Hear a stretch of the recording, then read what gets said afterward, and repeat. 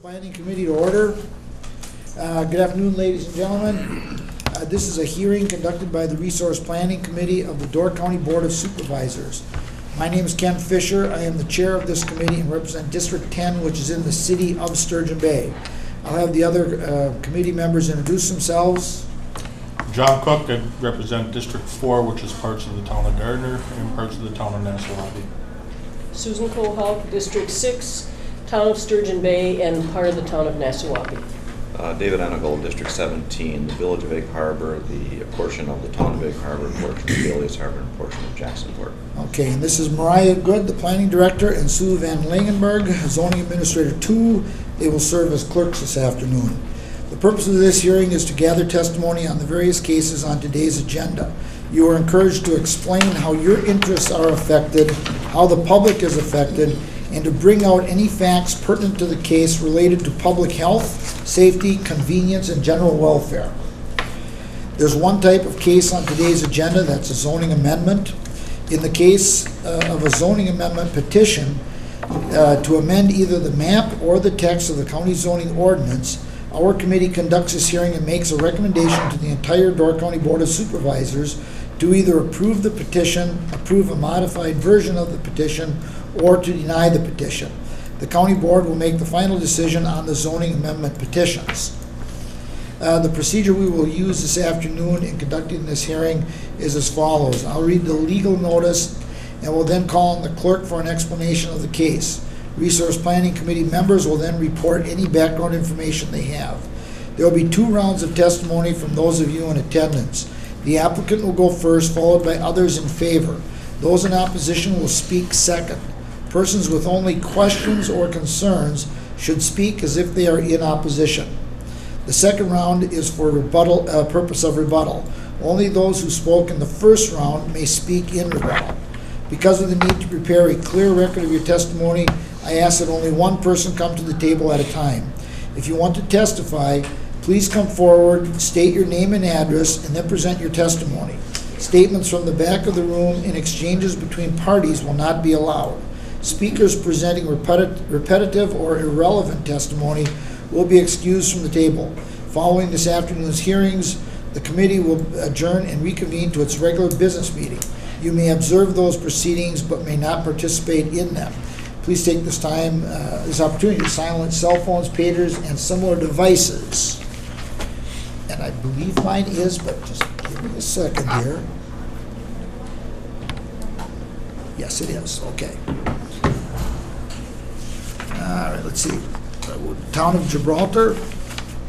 The Town of Gibraltar petitions for an amendment to the detailed zoning map of the Town of Gibraltar to rezone 2 parcels approximately 20,000 square feet in area total from single-family residential, or 20,000 SF20, to village commercial, or VC. One parcel is located at 4108 Main Street and the other parcel is located directly north. Both are in section 29, town 31 north, range 27 east.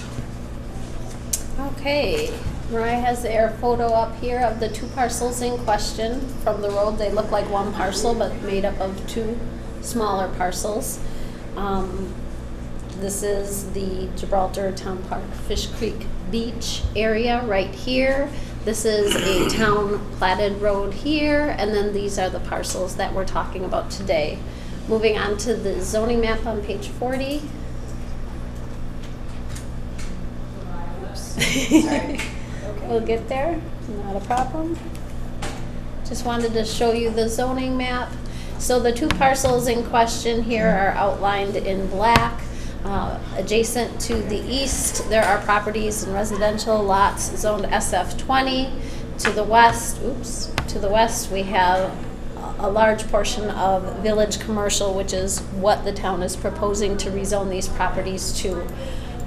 In the village commercial area, there is a mixture of rental properties, restaurants, as well as motels. And then further to the south, you'll see another portion of single-family residential, mixture of residential lots there. The town hall is located just about 300 feet to the southeast.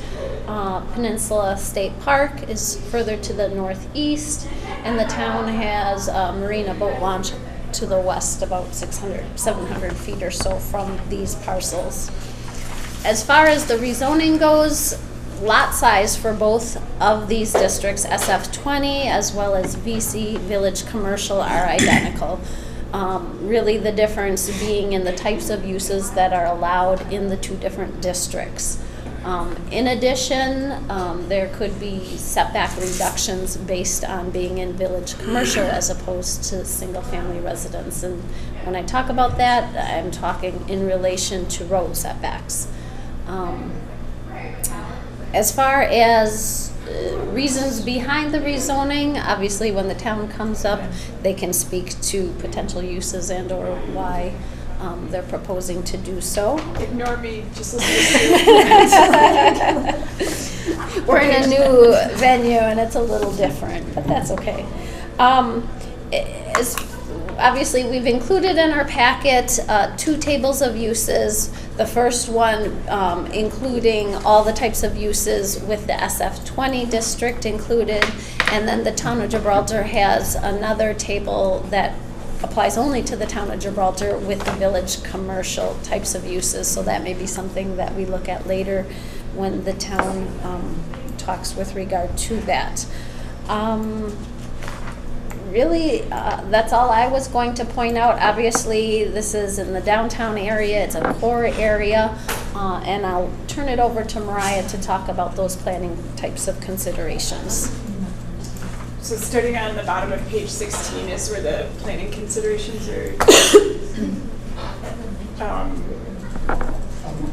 Again, so it's the bulleted list, the typical questions that we look at or analyze when you're looking at a rezoning. So was there a mistake when the district was established? Who is this benefiting? How large of a size is this, et cetera?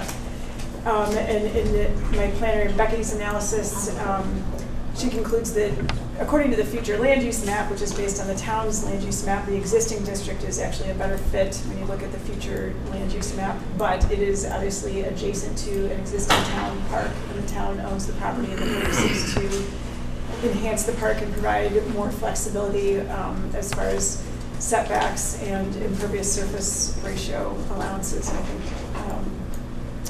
the town board chair can speak more to that when he testifies. On the future land use map itself, the property is designated as residential and woodland, wetland, natural. So again, that's what led Becky to conclude that technically the existing district is a better fit because right now it is zoned residentially, but it's obviously not being, nor will it be used residentially. It's a park, or intended for expansion of the park. And then she provided the it's a one-sentence explanation of the future land use map descriptions as to what the Parks and Recreation designation, which is what the existing park is categorized as. She provided that for you as well. She also took a look and provided for you Goal 7, Policy 2 from the plan, which talks about supporting the development and maintenance and enhancement of existing kind of recreational infrastructure within the county. That's all I have for planning considerations. We didn't have any real concerns about anything. Any questions? Dave? I missed it. What are the 2 lot sizes right now? Square feet? They're the same. You mean Total, it's about 20,000 square. We don't have that exact dimension. Okay, so total they're 20,000, but the 2 Total. individual lots, so they're non-conforming lots for their current zoning. you mean Technically, the under size? shoreline zoning, as long as there's no house over the lot line, they'd be considered substandard. Taking the state out, but they're underneath the SF20, they're technically under They're under legal 20,000 non-conforming lots because they're under 20,000 square feet individually. Well, and technically, if this is on sewer, they only need to, it's on sewer, like 16,000. But still, they're neither one of them are 16,000 square feet Right, either. right, small So, lots. village commercial requires 20,000 square feet. I'm just looking at it as a procedural aspect. The 2 lots together are over 20,000 square feet barely, or 16,000 if that's what the requirement is. Do the lots have to be joined in order to be changed zoning? No, They wouldn't you, You can rezone any parcel of any size to any district. I mean, in this case, it's not a big deal. I guess if you had a teeny tiny parcel that was gonna be rezoned to like a 20-acre minimum district, then you might wanna think harder about whether that's something that you would wanna do or not.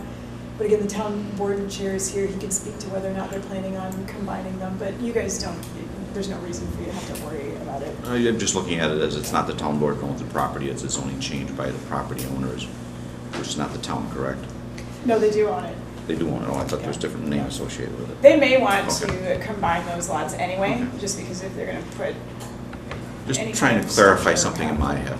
Yeah. The rezoning wouldn't necessarily take away their buildable status, but building in the future, having lot setbacks from lot lines, that's what would cause them That's to want limited. to It create. also, I think one of the reasons they're looking at this zoning district is because it allows for more impervious surface if they were gonna rearrange parking or paths or things like that. And Yeah. if you had to calculate that based on each of the little tiny lots instead of as a whole, then that would get problematic as well. But I'm sure Mr. Scary can speak to what their potential plans are. Okay, thank you. Okay, any other questions? If not, would the applicant please come forward? Good afternoon.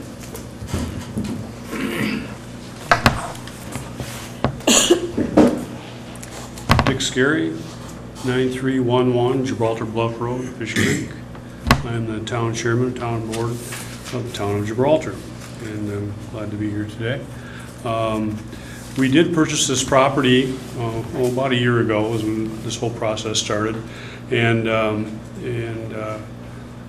vote was quite substantial in favor of purchasing. There were 233 electors who voted to have it purchased, and 34 that did not. And so we are in the process of planning what to do with that particular park area. One of the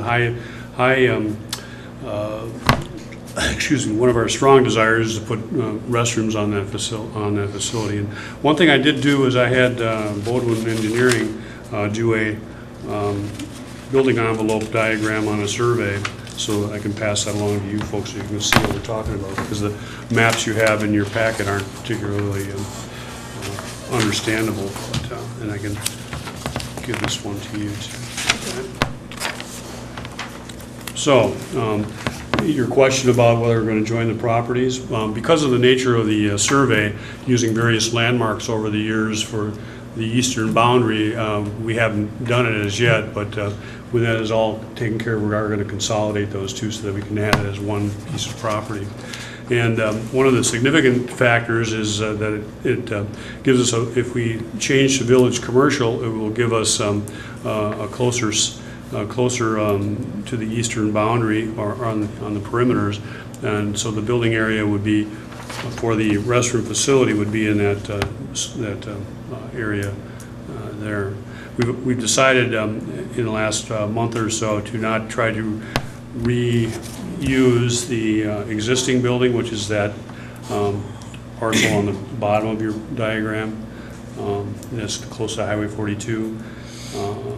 And we would move it then to the, to the eastern, closer to the eastern boundary, and with the facility facing the existing park.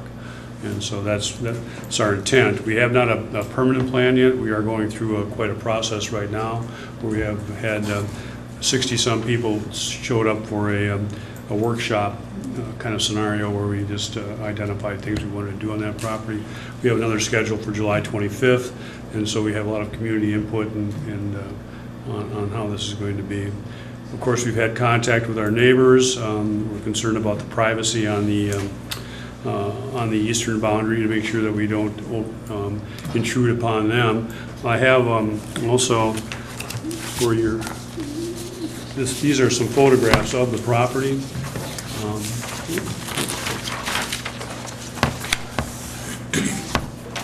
Pass on down. So the- Like the packet, I can give Ken in a second mine. Oh, okay. So here, Ken can take this one. You Gabe to Ken. have enough? So the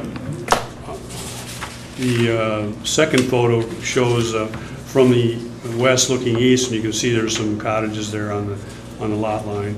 But that would be an area that we would build privacy fences, and then actually on the eastern boundary, one of our ambitions is to solve some of the stormwater runoff issues that we have on that property. Right now, everything kind of funnels to that parking lot area and makes the swimming beach unusable on rain days, those kinds of things. So we're talking about some stormwater management issues on the eastern boundary at this time, and it would entail some various kinds of solutions to that problem. So we are aware of that eastern boundary.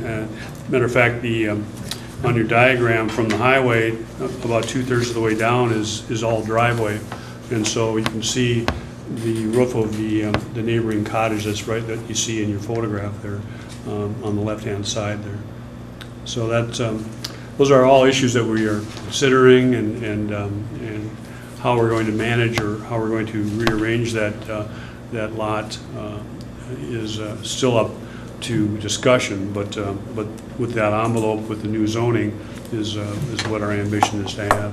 The other aspect of this that is important to us is in a residential park atmosphere, there's not much activity that is allowed.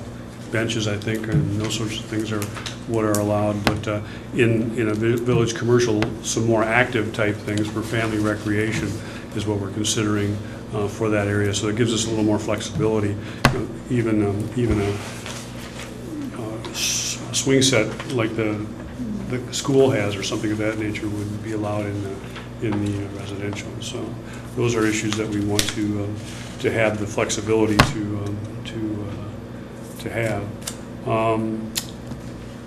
So the other thing that I wanted to point out as well is, as you saw in the zoning map, the western, if you move west from the new property. Do you want the pointer? No, it's I can fine. run this on map. Yeah, we're surrounded by village commercial, and I looked, the village commercial does allow for residential as well as, activities business-wise and that sort of thing, in parks that are a little more active. So that's, it's not like this is an unusual thing to have happen in our part of Fish Creek. So we think that we can get the better setbacks, we can get a little more activity in the park concept, and we don't have to keep the restroom facility on the highway right next to the sidewalk, using the existing foundation on that building, so we can move it to a better spot and open that sidewalk area up for a view across into the harbor and the bay. So that's what. If you have any questions, I'd certainly be willing to ask or Suzie? respond. Yeah, did you say, you said you're not going to use the building that's there now? Right. Mm-hmm. Are you thinking of tearing it down? Well, what we're going to do is sell it to someone who's made an offer to us, and so we're just in the process of doing that. So we're moving it off. Okay. If we can build the other facilities someplace else. And then that would change your building envelope, right? Because right now the building envelope's dependent on the setbacks from the house? No. You mean as far as like averaging or? Well, you're not planning to build a big building anyway, but No. I just wondered if that's not there. I asked. Does that not extend? I asked Bodwin to give me the for the site, not for the.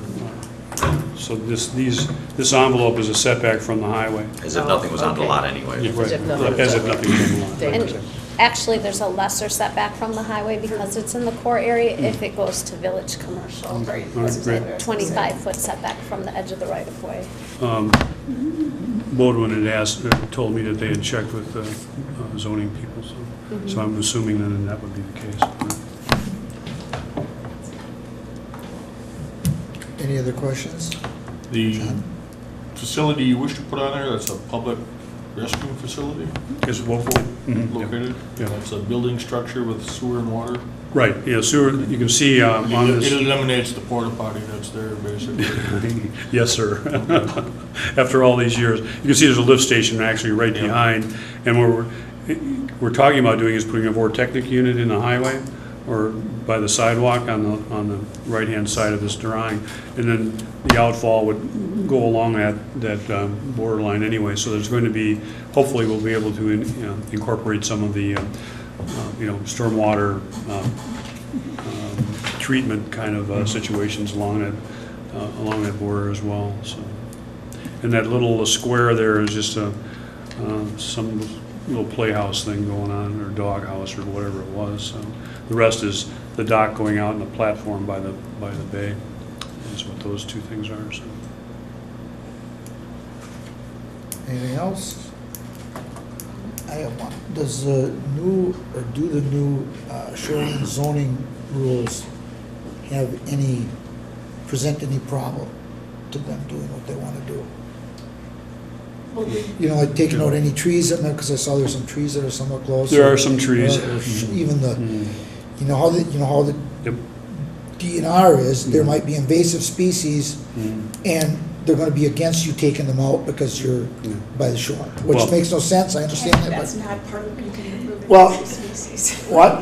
So But you it- can remove invasive species. I'm but praying for there's- invasive There's times when species. when they stand in there and tell us no to a It's You're certain. not referring actually to applied for a green variance space. agreement. All the Is that all vegetation done? got turned down, so. The what got turned down? The variance application, so I think the regrouping is part of the planning process that Dick was talking about. But I mean, as far as the shoreline regulations are concerned, whether or not they're zoned SF20 or whether or not they're zoned village commercial, it doesn't matter.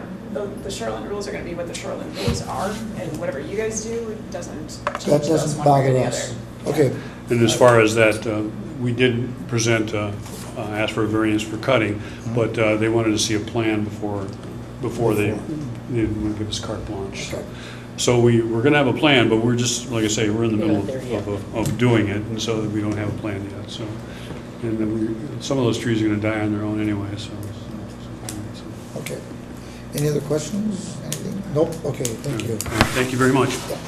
Anybody else wishing to speak in favor of the text amendment? Anybody else wishing to speak in favor? No. Anybody wishing to speak against? Anybody wishing to speak against? No, okay. All right. No other questions, we're done, okay. And no letters, right? No Other than the letters. stuff that was in the packet. Nope. Okay, well then we'll move on to Town of Sevastopol. Andrew J. and Karen M. Gundrum. Okay. Petition for an amendment to the detailed zoning map of the Town of Sevastopol to rezone a 20.3 acre parcel from prime agricultural or PA to general agricultural GA. The rezoning request is being sought so that the applicants may apply for a conditional use permit to establish a winery and farm market. These uses are not allowed in the prime agricultural or PA zoning district. The parcel is located at 4622 State Highway 42 in Section 15, Town 28 North, Range 26 East. Okay, if we go to page 46, this is a site plan showing the irregular shaped lot. As the notice had said, it's just over 20 acres in size, fronting on Highway 42 to the west, and then further down to the South County P off this little tangent here. And then moving on to the zoning map, if we could. Oops, page 65. There we go. So the parcel in question highlighted with the X, as you can see, it's surrounded, the majority of the town in this area is zoned prime agricultural. There is a subdivision, smaller lots, zoned single-family residential, just to the north with a small residential lot of prime ag between the two. Highway County P to the south, obviously 42 is directly adjacent on the west. About 2 miles to the east is the community of Institute and Highway 57. This area is largely agricultural. To the east, we do have some wooded area, and maybe going to the air photo on 63 might help, as well as Lily Bay Creek to the east. This area is fairly wooded. Otherwise, it's low density residential in this area. Again, this is a rezoning, prime ag, existing, proposed to general ag. As you'll see, the zoning district minimum lot size requirements are identical, 20-acre minimum lot area, as well as 600 feet in width. The reason for the rezoning, obviously, is there are more and additional uses allowed in the general ag zoning district. Sorry, I'm trying to find the staff. That's okay. So the uses proposed that will be heard later, should the rezoning be successful, is for both a winery and a farm market, which would be a conditional use permit in the prime ag zoning district. At this time, I'll turn it over to Mariah to talk about the planning considerations. So the plan considerations start on the top of page 50 in your packet. Same questions that we look at when you're looking at rezoning. Was there a mistake when it was originally zoned? How is this related to surrounding properties? How will the uses that are allowed on that property relate to surrounding properties? And in Becky's analysis, like Sue just walked you through, there's kind of a mixture of zoning districts in the area. There's a lot of prime agricultural, but you've got some single-family residential, 20,000 to the north, and a little bit of light industrial to the west. So depending on which property you're looking at, what they're proposing could be either higher or lower density and intensity than surrounding uses. Compared to what it's zoned now, you've got the chart in your packet. I think it starts on page 53 that outlines the different uses. And as Sue said, the rationale for the owners in seeking this rezoning is that they want to put a winery there, which is not allowed in prime agricultural, but is allowed in general agricultural. So they wouldn't be able to subdivide it any further than it is right now, but there are uses that are allowed in general agriculture that aren't allowed in prime agriculture.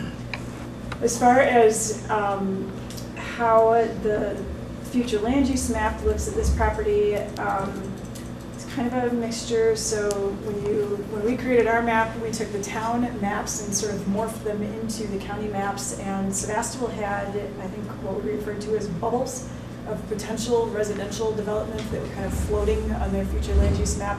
One of those bubbles crosses into this property, but the way the town did their plan, that wasn't to be considered necessarily a hard and fast land use designation. So that's why part of this property is designated as residential on the future land use map. And then the rest of the property is designated as rural/agricultural. And obviously either the prime agricultural district or the general agricultural district fit with that rural/agricultural designation. Becky provided you the text starting on page 51 of the packet, where we had identified existing or potential conflicts between the county plans and the comprehensive plan, and that bubble was kind of one of the potential conflicts that we had identified as far as the goals in the county plan and the county plan future land use map as compared to the town plan. The idea being that in the county plan, we were trying to not have development kind of creep along the highway. It was to be more centered on existing communities like Institute or Valley in this case. So that's the potential conflict that she identified. But again, that you can talk about that if you want to at this hearing. That may be something more appropriate to talk about at a conditional use permit hearing, but this is kind of the prelude. So, and then Becky did provide a goal and policy and action item that she thought was, I think, in support of the proposed use. But again, you're not necessarily talking about the use that's being proposed today. You're trying to determine whether or not the zoning should be changed. And that goal that she thought could support potentially the proposed uses, protecting and promoting agriculture in the county. That's all I have. Susie? The prime ag is usually for heavy-duty farming. I mean, theoretically, that was the idea when it first came in. Is the area around, I've heard there's residential uses, the part that isn't residential, is it in agriculture? Is it being used right now? Is it being used as agricultural property? Let me go to The air. A lot to the east is. Well, it looks like there's woodlands. And there's two, and there may be people in the audience that recall more than I do. So the general agriculture district and the prime agriculture district are both 20-acre agriculture districts. Prime ag, I believe, Sevastopol has been one of the main towns that's had that district historically, although it does appear in other places in the county now. And that one actually allows for less uses than the general agricultural district does. That one allows for not necessarily more heavy-duty farming, but just other uses besides farming, like a winery. Wasn't it supposed to be able to allow the farmer or the owner to get benefits from the state? That's the exclusive agriculture district. But did it not have to be in Climax. prime ag to be exclusive or not? Or am I misremembering that?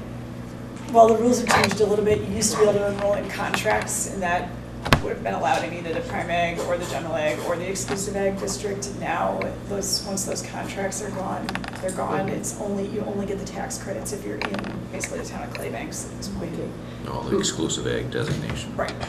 My other question is, could you walk us through the background of this? It looks like it bounced back and forth a little bit in terms of the districts that it was.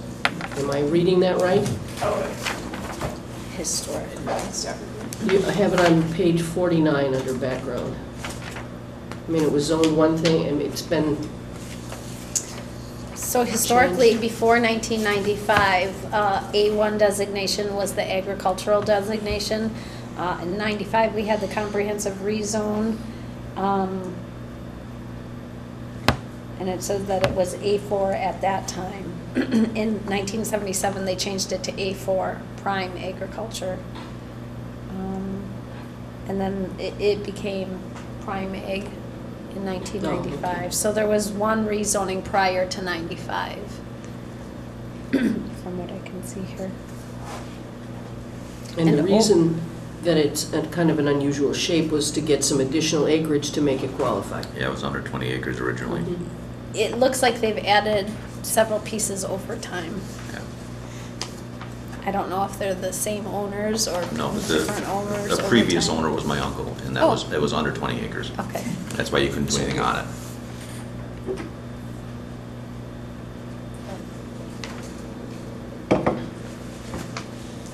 Any other questions? Dave? In prime ag, looking at the map, the list of allowed uses, permitted and conditional use, I don't see anything in, I just looked at the letter designations, I didn't look at the titles. Can the farming operation be in prime ag? Can the what? The farming operation, in other words, can a milking parlor and that stuff be in there? Agriculture is allowed in both districts. Okay.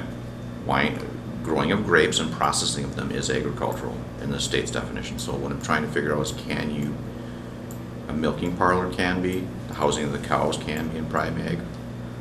So growing grapes is agriculture. Are you asking At the state about- level, I'm just trying to figure out, I want to make sure I understand correctly that as a milking farm, you're able to have the animals, as in cash cropping farm,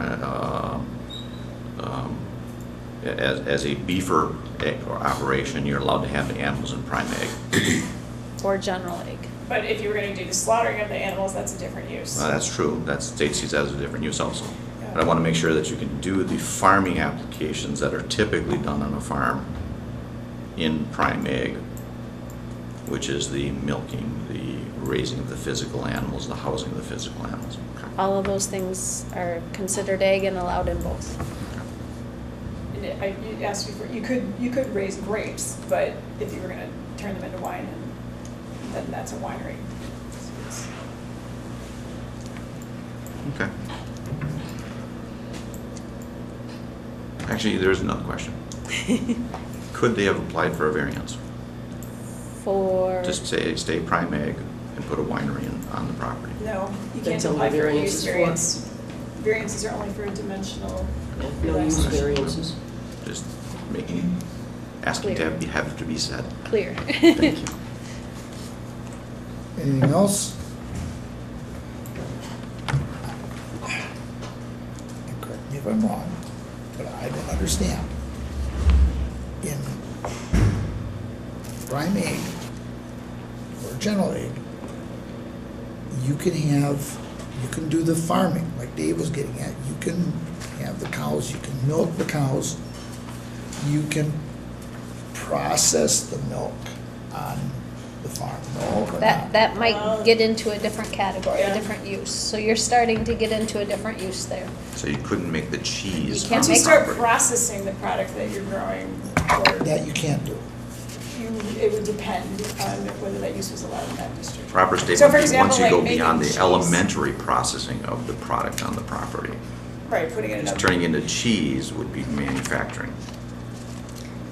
Right. That's where I was having a problem. Yeah. That I would think the vineyard and the winery would go hand in hand. It would, to me, it looks like Well, one there's a lot of process. wineries that don't have a vineyard, so Okay. they are two different things, because I can either grow my grapes and then turn it into wine, or I can get the grapes from somewhere else and then just make wine on my Right, property and right. have no agriculture there. Yeah. So it's So considered it is two two different different. uses. Okay, Same question. I know, I just Yeah. need more So clarification. if you wanted an example, on page 55 of the packet, we'll look at the table of use. And wineries are listed right above the industrial use, right here. And you'll see in general ag, it's allowed by conditional use, and in prime ag, it's not allowed at all. Similarly, you were just talking about cheese processing, which is obviously using milk. Where did it go? It's right Down here. towards the Okay, bottom. thank you. So in general ag, cheese processing plants are allowed via conditional use, but are not allowed in the prime ag district. So there are Okay, distinctions, all right. You're But that's calling a it an different- industrial activity. which is where you were, I think, leading the question, but that would make it clear there. Okay, any other questions? Otherwise, would the applicant please come forward? You want my wife up here also? No, just one at a time. One at a Okay. time, and if you'd state your name and your address for the record. It's Andy Gundrum.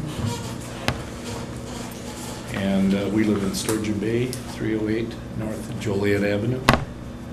Sturgeon Bay. Thank you.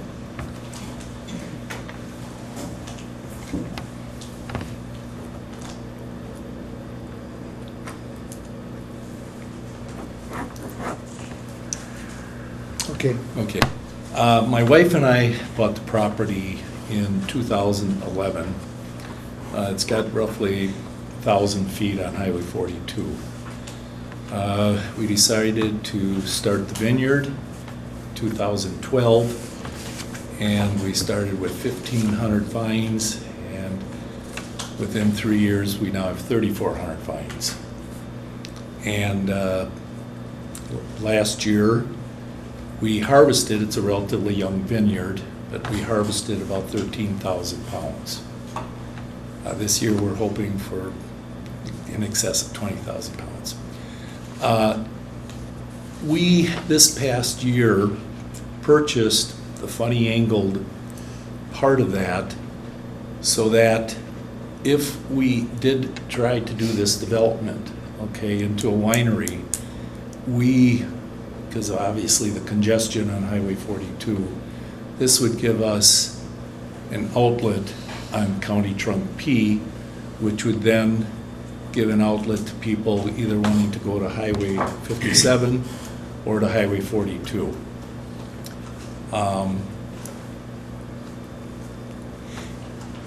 And that gave us 20 plus acres. Yes, what we want to do with that is put up a winery. Last year, we had 22 bins in excess of 700 pounds apiece that we had to transport down to parallel 44, and it's relatively cumbersome. Okay. I think if anybody has gone by there, they will see that the vineyard is very well maintained.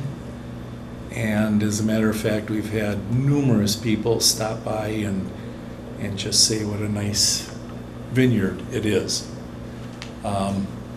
If you go up to Carlsville or some of the other vineyards, they're pretty much non-existent. Most of the wineries in Door County, other than Bob Lautenbach, buy juice either out of New York or out of California, and they strictly make the wine from juice. This would be something coming from Door County, and it has special significance because we are part of the ledge, which is, how should I put it, a specific part in the winemaking process. So, any questions? Is this an appropriate time to ask a question about a letter that we got or not? Sure. Well, I don't know if you're familiar with these two letters of opposition that we got. One talks about a solution to the safety issues as changing the location of the road. This is on the final of the handwritten. Excuse me, could I get my peepers? You want to be able to see the letter? Must be able to read it. She's speaking about changing the location of the road to the other side of the hill Last page of this. off Yep. Highway 42. Take the last I page of just that one. wondered if you knew what she meant by where that is. No, I am not sure. I spoke to you yesterday. I'm sorry, only one person at a time can speak. So there'll be time. If There'll be this time. person is here, then we Sure, can sure. clarify as we go on. Okay. I am not sure with the amount of traffic on Highway 42 that what she is suggesting here would be a good location for a driveway. Again, one of the reasons I purchased the additional 5 acres from the Schuler property is to get away from, as many of you know, Highway 42 is really packed on Sundays and Saturdays, so pretty much all the time. But, you know, if that was a condition that you wanted the driveway going out onto 42, it would not be a problem to move it.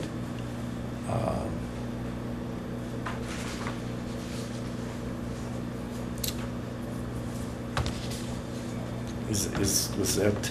Well, right, and we're gonna, I think we'll hear more as we go on, since the lady who wrote that appears to be here. Okay, Suzie? Yep. Anything else? No? Okay, thank you.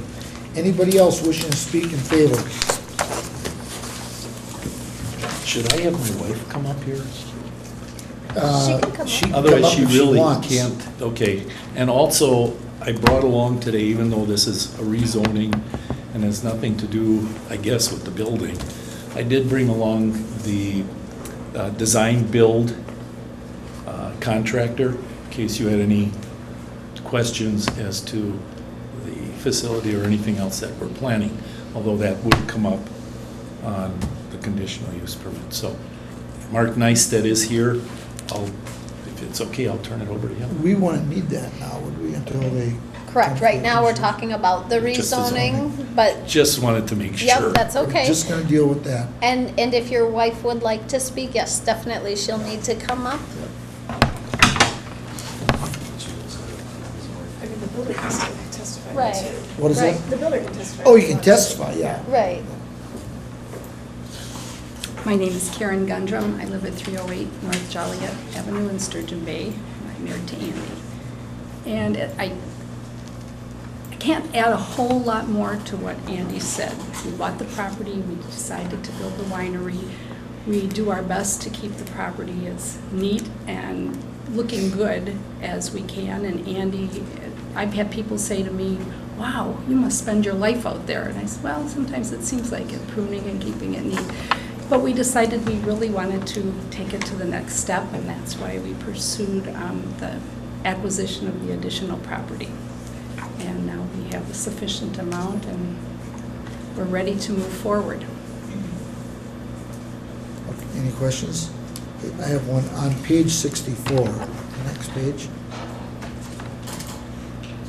That lower left, right on the highway there, is that within the property boundaries? Yep. That building. Is that That a is a little building. house? No, it is Or what is that?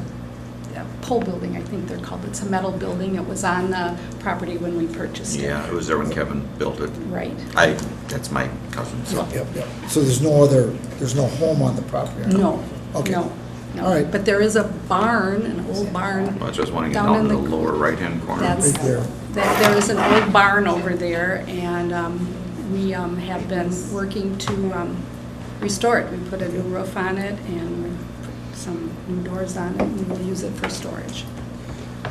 All right, thank you. Thank you. Anybody else wish to speak in favor of the zoning amendment?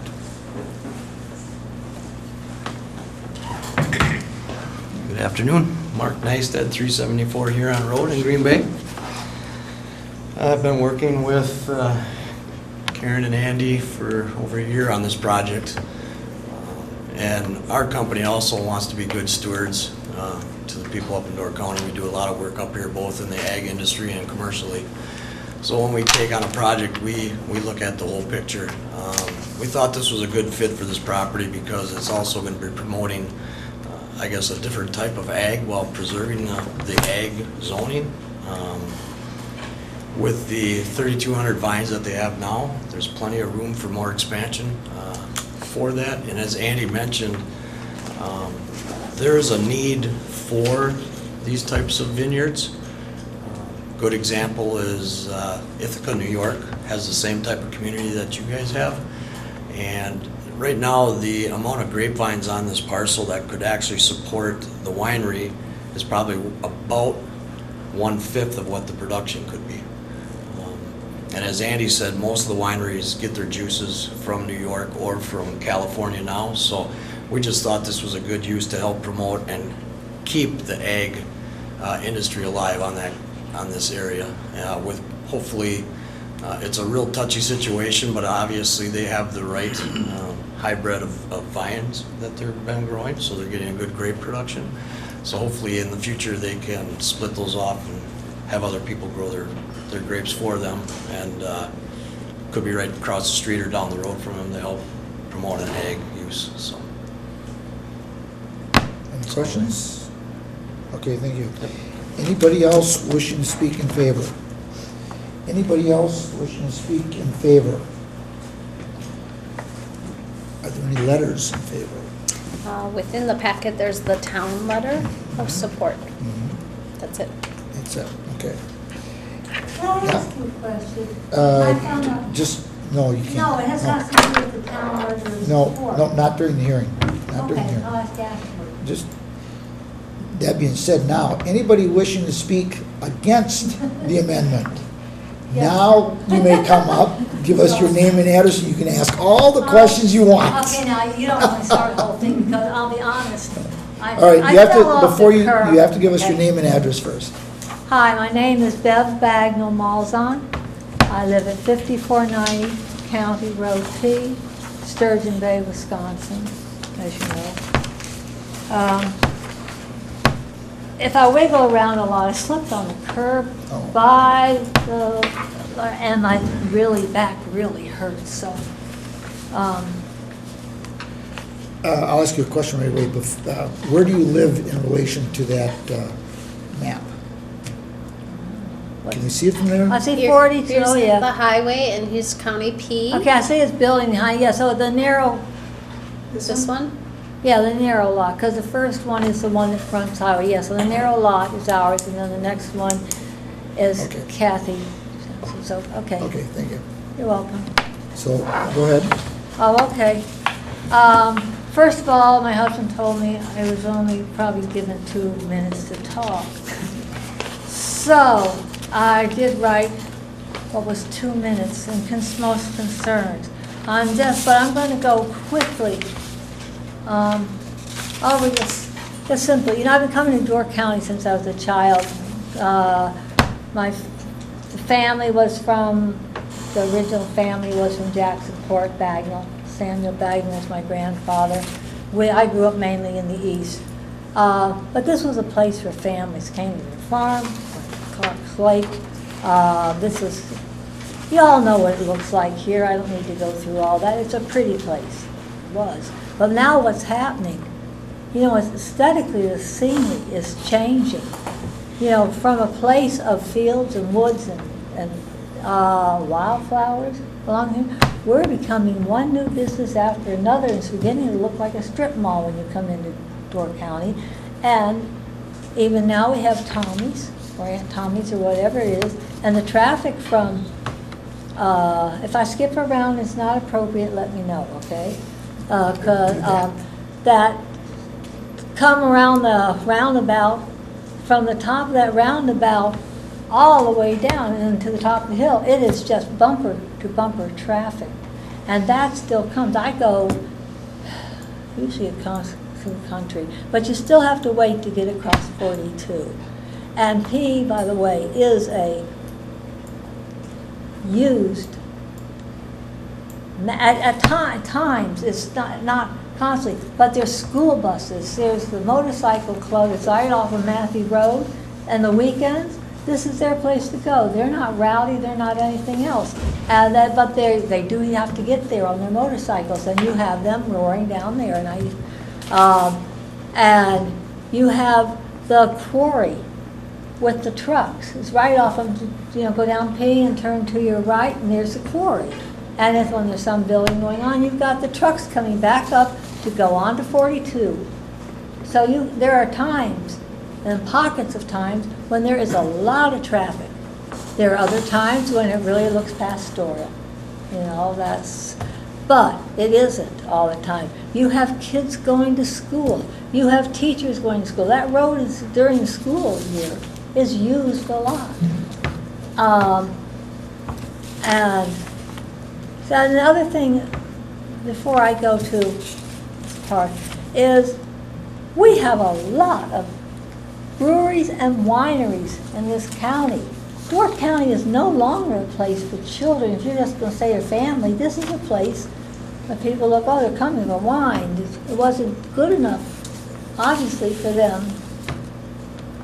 Wording's wrong. It used to be good enough for them, to come, and you wanted a bottle of, drink or whatever, you had it at home. You did not have to have a dinner out. Didn't have to have wine. And it's changed so. And it's changing what Door County was all about. And that is, so Door County is about orchards. And I'm not talking about vineyards. I'm talking about cherry orchards. We used to be the largest cherry producer in the United States. And apples in the fall. I mean, all the things that people come to Door County for. The water. There's so many different things, and there's so many family activities. We don't need another winery. And we know that. Most people know that. Here you speak to them. And I'm going to leave that. What I asked you about, the town board, I can ask you about that now, that question? Okay, I found out yesterday, and now I know why. I mean, Mr. Gunderson and I were fine. I was looking for a misplaced kitten that, because once they changed the barn, because there were cats up there, and now I have loads of ones other than my own cats, which are inside cats. And I was looking for it, and it's the first time I had spoken with him, and he was very nice. He offered me the keys to go up and look in the barn they'd fixed up there, which looks very nice, and to see whether or not, because he said cats could get in there, and I went up and I looked, and animals have gotten in there. So when we came back and when we talked, he did the talking, because I just listened. You learn more that way.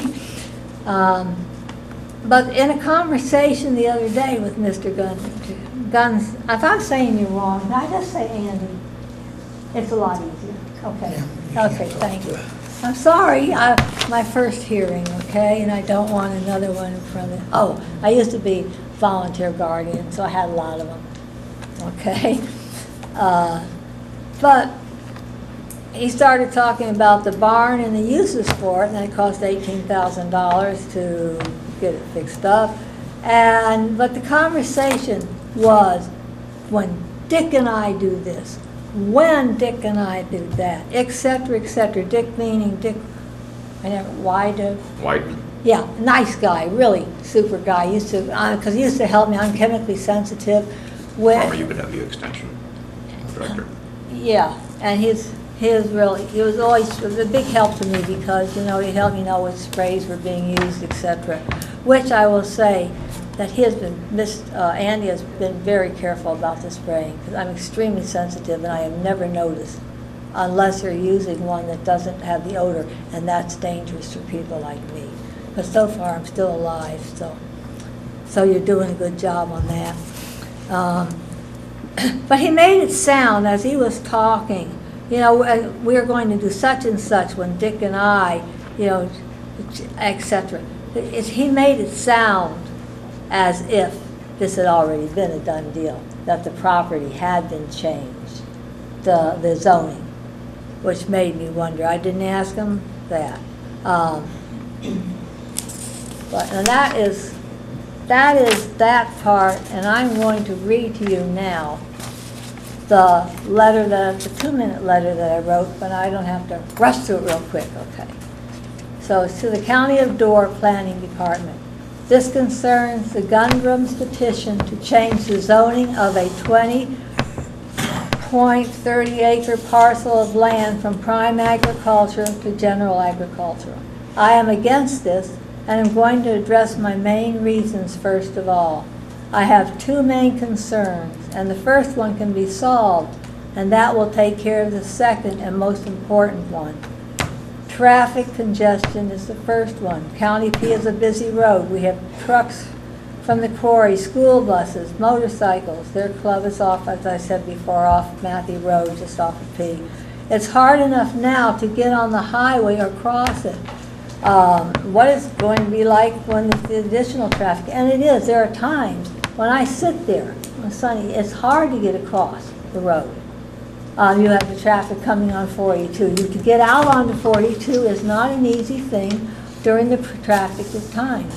So it's not to say like this is a simple time. Just getting out of your driveway can become a problem with additional property. I just switch it around. I mean, with additional traffic, vehicles, etc. My drive is being the second one up. It means that I'm going, if there one's parked at the lot, they're waiting to get out onto the highway. That means I'm going to be waiting to pull back out of my driveway, and then depending, if I usually go across the highway and go through the country, it takes a while to get across the country. But even if I'm not, it's still going to take a while because I have to turn into coming traffic to cross to go towards Sturgeon Bay. So yes, there's a lot, and there are other reasons, as I said earlier. There's many other reasons that this road is trafficked. I just put a few down. Okay, the second one, the most important one in this whole thing is the safety. Okay, and I put here, second and most important are the children who live in the home next door to me. And it's next to the proposed road.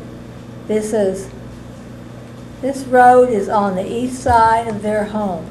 So the children's they have a play yard.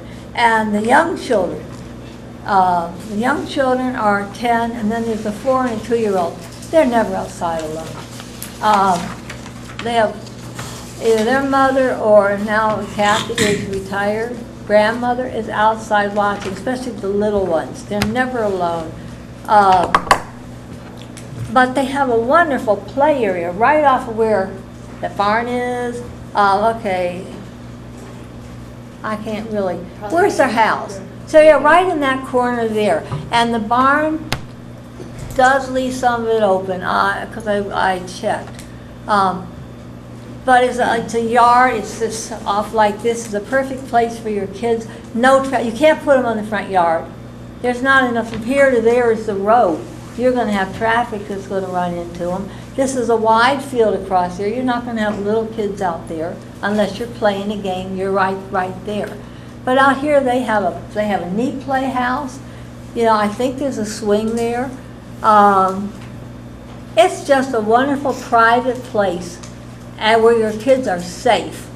And except no matter really anybody's ever safe outside in your yard, as long as somebody has access to it. I'm not talking about your creepy pedophile.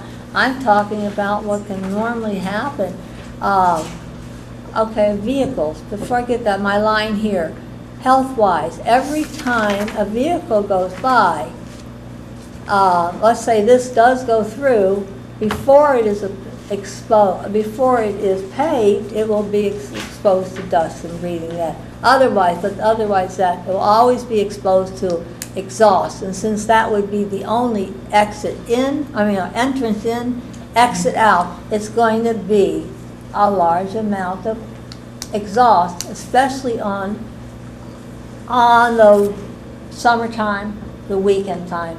And of course during this process of building it. And I'm very conscious of that because I pick up the smell of car exhaust and it makes me sick. I mean, it makes me sick. Migraine headaches, this type of sickness. So breathing the exhaust in is not good for you, and you've got that road is back right up to that playground area. So the cars would be putting that. Okay. And I'm going back to what my letter says, these children are carefully watched by their family members, but all it takes is a split second and something could happen, which sends a vehicle into the yard and hits or kills a child.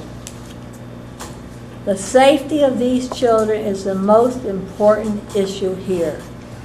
And very quickly, I've seen this happen when I lived in the Panama Canal Zone as a military wife. And a car came careening down the hill. I thought the guy had been drinking. It was on a weekend day. This is like young single GIs, okay? Well, my son was 6 years old. He was out there riding his bicycle, so I've been watching. And all of a sudden I heard this noise. I went looking out the window. My son was safe, but there was this car that had landed in another person's yard. I immediately called the MPs. It turned out the man had had a heart attack and died while the car was in motion. And luckily, what stopped it from going on into the playground area behind that was clothes posts that the military put up. So there are simple things. You take your hand, you're driving along. You have to. Okay. Sure. Stay on topic. Okay, so the solution here is change the location of the road to the other side of the hill. And yes, Andy, I did speak to about this. We talked about many things. We talked about the smell of manure. You brought these all up. That doesn't bother me, okay? You don't like it, okay? Okay, that's not part of this. Change the location of the road to the other side of the hill off Highway 42. And this stays the same safe place it was then and is now. Otherwise, this is putting a winery and alcohol as more important than the safety of the children. Sincerely, Bev Bagnall, Malton. Okay, thank you. Any questions? Sort of. In listening to you in your letter, you're not necessarily against the winery per se. I don't drink anymore, and I don't want any more alcohol in this county. Yes, I am against the Against the winery. winery, as Yes. well as a backdrop then of the safety of the... But, yes, but still, whether we have the winery or not, it's the people on the other side, on the hillside, I don't, remember, I haven't been down there for years, so I don't know if they have any little children. I don't think so.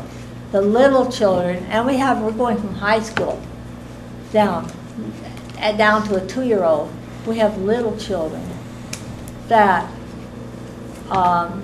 certainly are more of a concern in this sense. So that's, I forgot what you asked me. You answered it. You're Kevin's uncle, right? No, a long time Okay. distant relative. Okay. So. Susie? I just want you to show me where you mean this hill is, so that. Well, and if you property. walk along 42, it curves up So you're talking bit. about a On driveway on 42. 42 somewhere. No, it's not a driveway. It's the land lane, the lay of the land. The land goes like this. Goes But like you're this. suggesting that the driveway be on 42 rather than on P, is what you're saying? Yes, ma'am. Okay, that's all I wanted to clarify. Yes, that takes the danger off the property because it completely moves all of these things away from. And when I talked with Andy, I did say you might have to give up a few acres, I don't know. But this is more important, their safety. And we didn't really agree on that Okay. part. Thank you. You're welcome. Thank you Anybody for else being wishing to patient. speak against the amendment? Kathy Johnson, 5482 County Road P.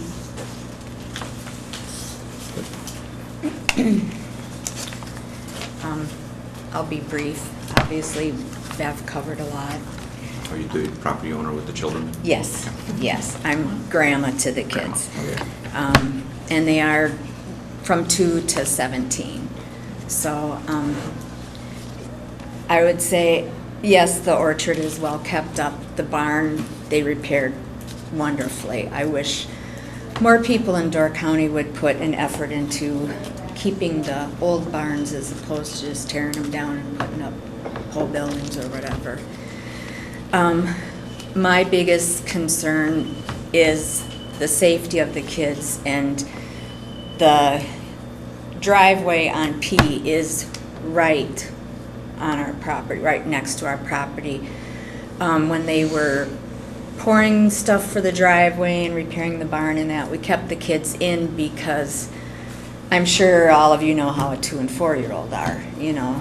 Unfortunately, they can usually move quicker than I can, but, and their little boys, especially at 4, are very mesmerized by trucks and all things like that. So we kept them in because we didn't want to risk them, you know, wanting to run over there. They did watch some of the stuff from inside and thought it was neat that there was big trucks and everything. And I would say too that County Highway P is a busy road year-round, I think. And I'm opposed to a winery too because I just think that's a lot of extra activity, drinking and whatever in the area. And when I bought the house almost 10 years ago, I bought it with the idea of having nice country living, which to me was cows, crops, stuff like that. There was a big tree field behind us, so I guess at the time I never envisioned a winery or anything like that. So I'm old school as far as old crops and old tractors, stuff like that, you know, and that's what I had in my head and what was there when we bought the property, starting with 2 grandkids and having worked up to 6. So that's my opinion on it. Okay. Any questions? Okay, thank you. Thank you. Anybody else wishing to speak against? Anybody else wishing to speak against? No? Are there any other letters than the 2 you gave us? Just the against? 2 I gave you right before the hearing. Do you, Okay, can I ask a question about one of them? certainly. Kathy Marshall is on 42, right? Her property? Her address is 4648, Highway 42. You don't know offhand where that is on here? Would they be across the I- road or? I'm guessing it might be this one. Doesn't say. Okay. She's She's immediately north of the parcel. right on the other Oh, side. same Right side. there, right there. Yeah. Gotcha. I think- Where? Oh, right Right there, where I'm okay. waving the hand around.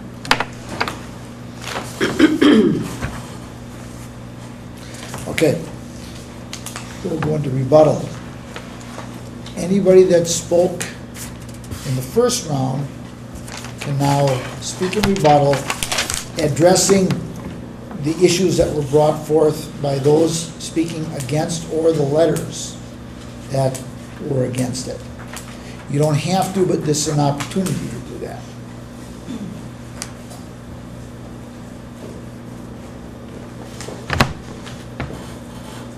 First and foremost, You have to speak, state your name and address. again. Andy Gundrum, 308 North Joliet, Sturgeon Bay, Wisconsin. First and foremost, we always want to be good neighbors. And that's why we keep our vineyard looking the way we do.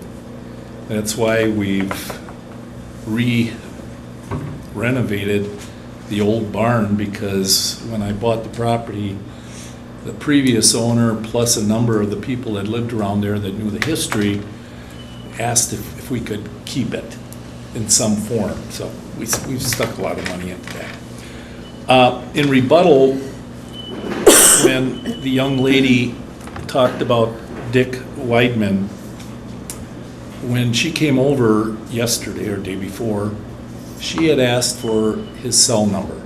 I don't have that. And she asked me point blank whether Dick Weidman was a partner in this. And I said, no, he works for me. But he does do all the applications for the herbicides and the pesticides, because that was his job for the University of Wisconsin. And I mean, he watches the wind direction, the speed of the wind, and I can't tell you how many times we didn't do a fungicide because the wind wasn't the way it should be. Okay. So that was it. As far as saying that it was a done deal, I said I didn't even mention that, or it didn't even come up. I did say that, you know, you could have a barn back here and you could have cows. I said most people feel that a vineyard is serene and, how should I put it? It's just, most people enjoy a vineyard and like a vineyard and a winery. She also brought up about the trees. Yes, I did take down about probably close to 800 fir trees. They were all diseased. They were diseased to the point that I had them ground up and hauled off the property. I could have dumped them anywhere, but I wanted them off the property. She also brought up about where the driveway is currently. That's not cast in stone.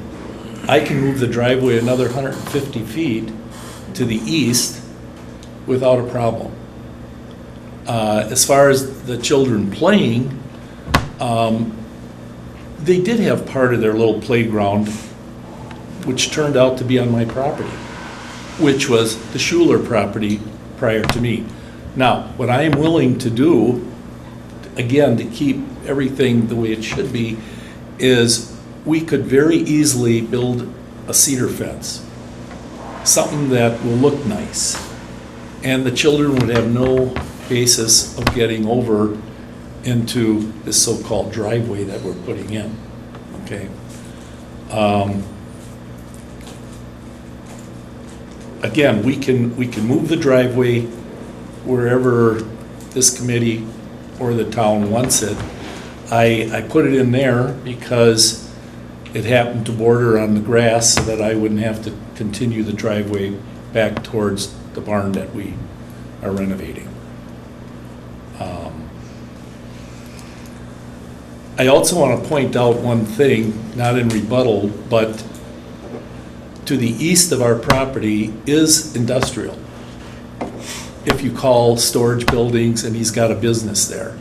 So I feel, again, very strongly that the winery and the vineyard epitomizes the agriculture essence of the area and what you want to maintain. Did you mean to the west? Right here? I'm sorry, to the west. Okay, I just yes. wanted to make sure I Sorry understood. about No, that. that's okay. And it won't be an eyesore. The building is very, very nice, and I think everybody can be very proud of it. Yeah, John? Whereabouts on the on the property would you propose your building going to be? There's a little gold button on the side. Oh yeah, there it is. There is a hill right along here, and we are going to put it on top of that hill. The parking will be on the low spot over here, which will be, it can't even be viewed from her property. Good.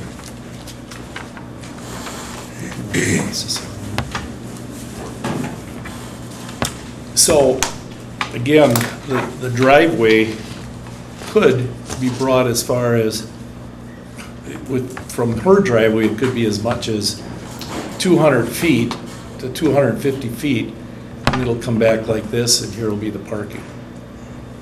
And the building will be up in this area. Vineyard currently is here.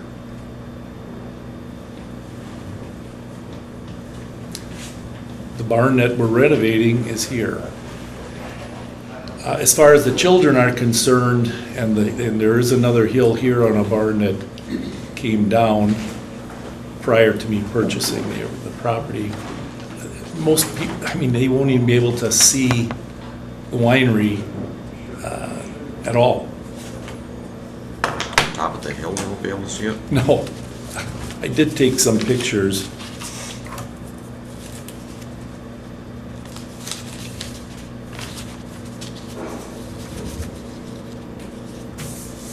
This lady's house that spoke before, this is the lot line, which is all fir trees, and they couldn't possibly see over it.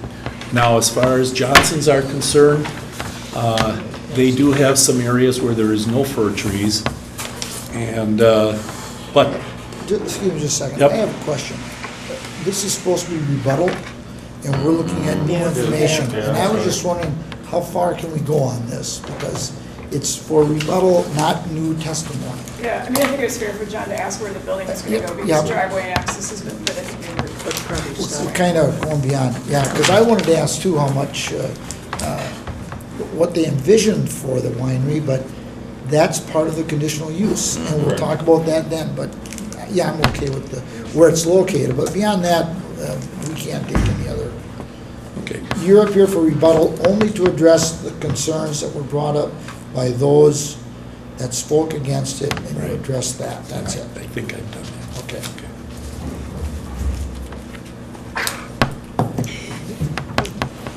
Anybody else wishing to speak in rebuttal? Anybody else wishing to speak in rebuttal? No, just, be, as my dad said, I would always say, be patient, Nobody else? Okay, now, anybody wishing to speak in rebuttal on what Mr. Gundren spoke of, you may come up and speak, but you can only address the concern, the issues that he talked about in rebuttal. You can't ask any new questions. Well, that I suppose you could, but you can't bring up anything new, no testimony. Can I go first? Sure. I'll be quick. Kathy Johnson, 5482 County Road P, Sturgeon Bay. I just want to say that whether the driveway in this little area down here is right here or it's right here, it still is going to be affecting the flow of traffic on County Road P, which during the school year starts anytime after 7 a.m. and runs till 5 or after, because they do have light buses. And as Bev had mentioned, the quarry, the trucks go by. There's school buses, kids driving to school, teachers driving to school. It's heavily used. In fact, when they plow the road during a storm, if there's a snowstorm, if school is canceled, they don't even plow that road, because that's what the main usage is. So I guess I feel for the flow of traffic there, safety for my grandchildren and family there, it doesn't matter if it's right next to my property or another 50 feet over. It's still going to come out there. Thank you. Anybody else wishing to speak? You may speak, but you have to address the items that he spoke about in rebuttal. Okay, and you must give us your name and address. Right. I can't change it, right? No, you can't. Bev Bagnell, Malzahn, 5490 County Road P. We didn't have that exact conversation, and that's what I want to get, that's just want to straight. I cannot give you word for word. I walked over there. I do not want hard feelings with this man or his wife. But I did. Oh, the first day I did ask him, after he was very nice about the keys and stuff and gave it back to him, I did say, I feel that you have a right to know that I will be speaking at this meeting. And then, and this time when we were talking about, he was telling about the trees, he was telling about different things. But at that time, I did tell him, you probably are not going to be happy with what I said, but I don't want you to be happy. I'm not speaking against you as a person. I'm speaking about, and those probably were not my exact words, which is true. I was not speaking about him as a person, as a cheerful, nice person. It's his business that he wants to go into. The winery is what I am against. And that's all I wanted to say to you, because I cannot remember every single thing, which you should be so happy about. Thank you. Thank you. All right, there's nobody else that spoke against, so that takes care of the rebuttal. So we'll close the hearing, and we'll go into our regular business meeting. Does anybody need a break for a minute or two? If not, we'll go right into the business agenda. Excuse me, sir. Yes, ma'am? I know, but you're going to go in your business, and we're missing another thing that my husband is in charge of, and I have to leave, so I just feel so happy. You can I leave. just want to let y'all know that. All right, thank you. Goodbye. Bye now. Thank you for your participation. You're more than welcome. All right. Let's see. Verification of proper notice and posting procedures. Yes. Everything's all set. We have quorum. It should be noted that Mark Miller is, should we say excused? Yep. Okay, there's a quorum present. I need a motion to adopt the agenda. Mr. Chairman, I'll make that motion. Is there a second to that? All right, all in favor signify by saying aye. Aye. Aye, opposed, okay, no public comment. Correspondence, no other Let's come back to that. We'll come because back. Probably We'll nobody come, in the room cares. 60 yes, minutes. yes, we will come back to that. Read and act on minutes of June 1st, 2017. I move that we approve the minutes of June 1st. Is there a second to that? Any questions, comments, corrections, additions to those minutes? If not, all those in favor of the motion on the floor signify by saying aye. Aye. Aye, opposed? Okay, zoning matters. Town of Gibraltar, rezone 2 parcels. I'm thinking. I'll make a motion to approve the rezone request and move to county board. I'll second it. Any questions on that? If not, all those in favor signify by saying aye. Aye. Opposed? Andrew J. and Karen M. Gundrum, rezoning of 20.3 acres from prime ag to general ag.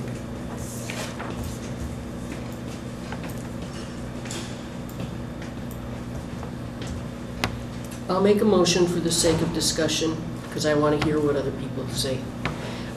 So I move that we rezone from prime ag to general ag and move it on to county board. Is there a second to that motion? I'll second that. Okay, we're gonna go right to the voting on that. Oh, Susie. That was precious. Went right over your I should have had my camera out. Certainly I did, should have had but my I couldn't camera let him out. get away with it. Is Mark watching this? He ought to be. It's All not right. live, but he will be now. Any questions on this or discussion? Well, I'll throw my 2 cents in here.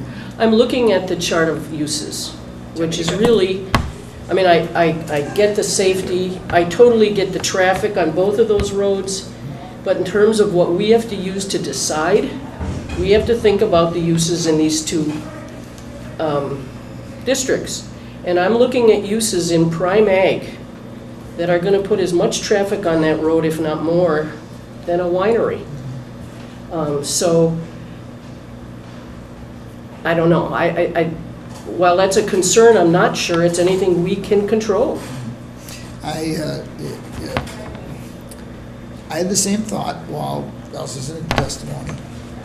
Well, they can have a driveway, it's 20 acres, they can have a driveway on 42, but you sure won't want to be taking a left out of that. And now the property owner could put a sign up there, right turn only, but the property owner can't dictate traffic flow, I don't think. No, not on a state highway. So, Not even on a local road. It has to be approved through the right authority. even though it's coming from a driveway. And if Correct. that So- existing road wouldn't have been there, a new road would have had been quite a ways down anyways, right? Yes. Because of the intersection. And now, I know that's a well-traveled road, P is, It is. but you're close to the stop sign for 42, you're slowing down when you come from P to 42, or just starting out as you turned off. I mean, you're not gonna go around that. Slower than the 55 that's already on Yeah, 42. Yeah, so, I can appreciate the traffic flow, but I think it's slower. I don't think you've got, 55-mile-an-hour traffic there. And the state's in favor of taking less congested road for access points. Right, so, I don't know what the traffic studies would say on that, Mr. Chair. I've spent many years doing patrol work as a That's why I sheriff's asked you. deputy, and Highway P is definitely used, there's no question about it. And that there is speeding that goes on Highway P. There are heavy trucks, there are motorcycles, there are all of that has been mentioned. You can't look at Highway 42 as a minimal used highway. It is certainly one of the lifelines through greater northern Door, as well as Highway 57. I don't think the state would allow any right turn only on a major state thoroughfare. There would be issues trying to make that happen. I think the county could help regulate County P by slowing the speed limit down to a reasonable speed. I believe right now, and I haven't been on County P in a while, but I believe it's still zone 55. Certainly they could look at reducing the speed and putting up the signage necessary to state that there is a business driveway there, et cetera, et cetera. There are other avenues that could be taken, I guess, in short is what I'm saying. These would also be part of the conditional use considerations. Correct, and that's where it would fall under, was the conditional use. Besides, anybody that doesn't realize you're already within 300 yards of an intersection, major intersection, if you're on 50P traveling west, then you're not paying attention to the speed limits anyways.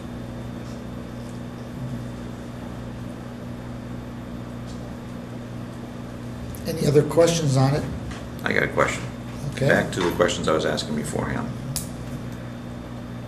Looking at the conditional uses now as an individual, page 56 of the packet, the first line entry, sawmills, planting mills.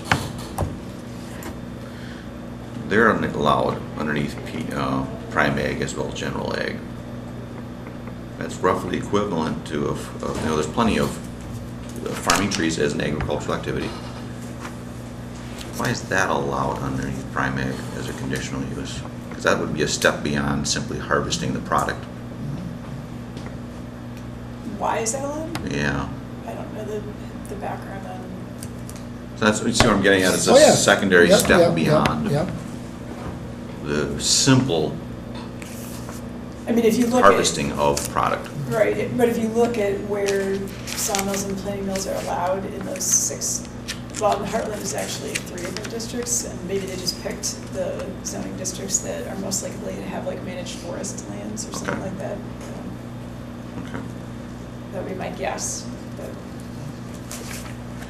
A comment in reference to some of the comments about the nature of this county.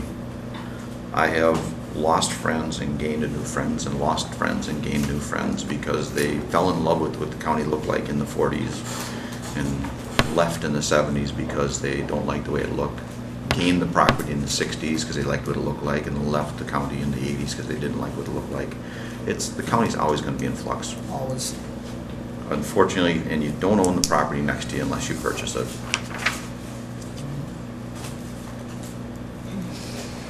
It's an unfortunate reality of owning property, period. I don't care where you are. It's anywhere, anywhere. Any other discussion on it?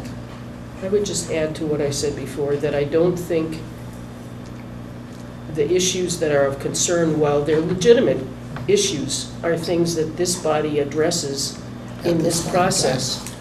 Simply because there are uses that the property owner could make of their property that would be more of a nuisance than a winery that are already in place. So I can't justify that one is better than the other for that reason. And my comment will be is, this to me does look like an act and feel like spot zoning changes for specific beneficial use. I will be voting against it because ultimately when he bought the land, he'd have known what he could or could not have done with it at the time underneath the zoning that it was at that time. But that's just my view. I'm not expecting anybody else to change their view. And I understand and respect your viewpoint, but I would say that argument could be made Of a for lot of the every decisions. decision we make. Yep, absolutely. And that bothers me.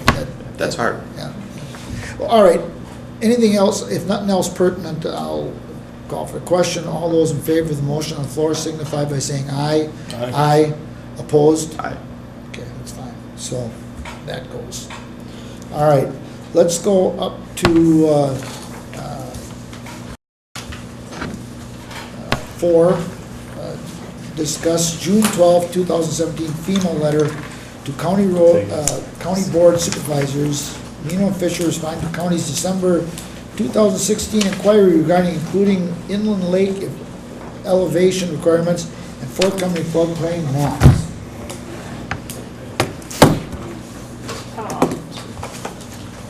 Assuming that's why Brian's here? Is that what No, you're actually, thinking? he's here for the LiDAR thing, which. Yeah, I'm gonna That's why I go figured it was a on. LiDAR too. But I would like to, I have to digress just a bit. You're being recorded. That's fine. 2 ways, by the If way. I'm doing something wrong, I'll speak louder so you can have an easier time. I have a question of you, Linda, on a personal note. Mr. Scary met with us this morning concerning the town of Gibraltar, and he was asking, just how the RPC works and everything, and the questions that can be asked in that, and one of the situations he brought up was just what happened here. But you're not here, you wouldn't be representing, or would you be representing Sevastopol in that? You would be, In because this- you're the, for that, for In the the hearing. winery Yeah. situation? She doesn't have to. I don't You don't have, have- I'm here on my own Right. volition. I'm not here But it does as a town concern, board or right, county board. what he had brought up was the case of being able to, he wanted to have a town board member here to explain the letter rather than just having the letter. Absolutely.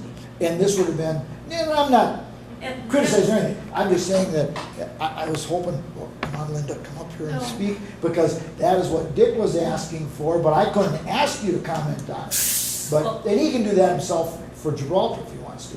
But And there were Mr. questions Chair. I wanted to ask that I couldn't because you haven't come up with testify. Well, Mr. Chairman, like I said, I'm here of my own volition. I understand. And to educate myself, because the town board did recommend approval for the zoning amendment, which is fine. And I agree with all of you that there's certain uses in primate that may be more of a nuisance or a problem than what's allowed in general ag. So that's neither here nor there. But we all know this is going to come again before our plan commission and our town board as a conditional use permit. So I want to hear all the perspectives of the neighbors, the applicants, and the RPC members. So for my own education, And for me, it was just interesting that, because of what Dick asked about this morning. That was it. okay, thank you. And that's why we see Liberty Grove here quite a bit, Yes. to expand on that. And this gentleman sitting next to me is Jim Nellen. He is our newest Sevastopol Plan Commission member. Okay. So, All right. Back to the meeting at hand. I'm sorry for digressing, but I We just should have had to. taken 5 minutes. Yeah, maybe I should have. That's all right.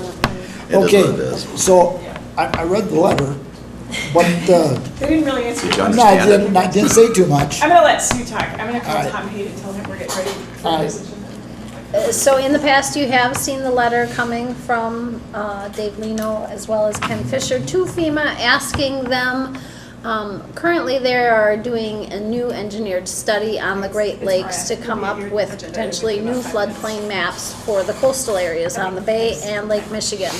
Currently, we have 3 inland lakes in northern Door, which portions of those lakes are within the same panel. Recognized lakes. Recognized lakes that are within the same panels that will eventually get amended.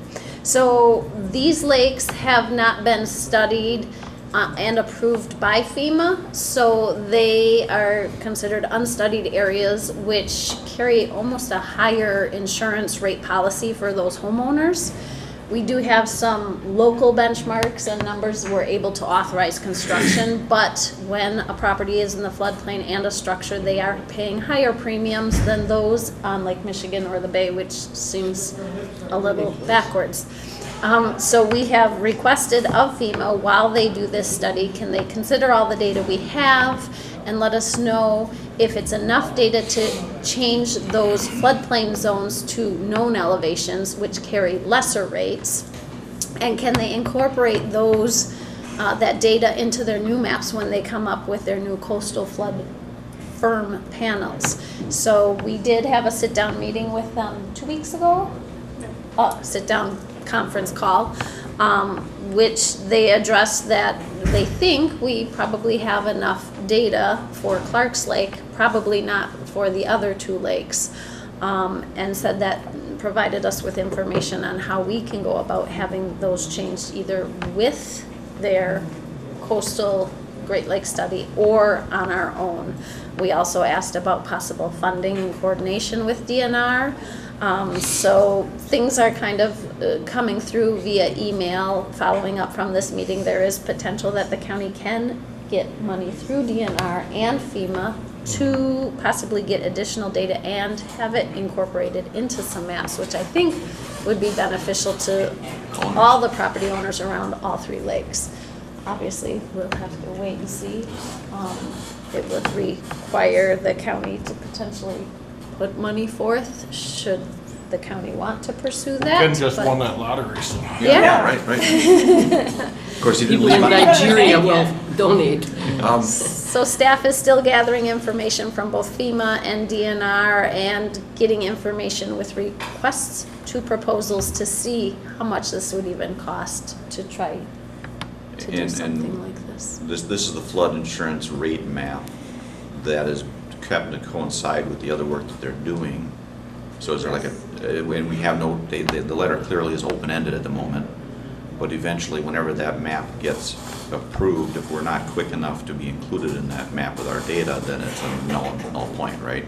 We can still proceed asking for a letter of map change, which is a fee-exempt process through FEMA, but there is, of course, engineering and surveying and costs to do So that. if something goes wrong, we're unable to accommodate the time frame that they have, we can still apply our information to them with the hopes of benefit of helping the landowners around those lakes. Correct. With Clark's Lake, they will include our today. We'll still There- need some additional engineering and maps, but the data we have, they think it will be sufficient to support the new maps. So all of these owners have owners associations, wouldn't it be I'm assuming you're communicating with them with the That is benefit part, to their end of that it? is part of our plan and things we've talked about, but we needed first to find out what do we need, how much is it gonna cost before we even wanna approach those lake Right. associations, but that makes complete sense to talk I mean, with if it's them. a and 3-year payback, it's a no-brainer. Partnership, yeah. So we're still in the beginning portions of communicating with FEMA and the state and trying to find out what we have to work with. So tell me what A and AE refer to. The AE is a flood designation where we have a known elevation, so that's why the E is on that. The A zone is a arbitrary best guess, a large paintbrush with no known elevation for sure to go off of. One of the easy fixes is the reason those maps are very poor in those areas is we have a local datum that doesn't match up well with our 2-foot contours.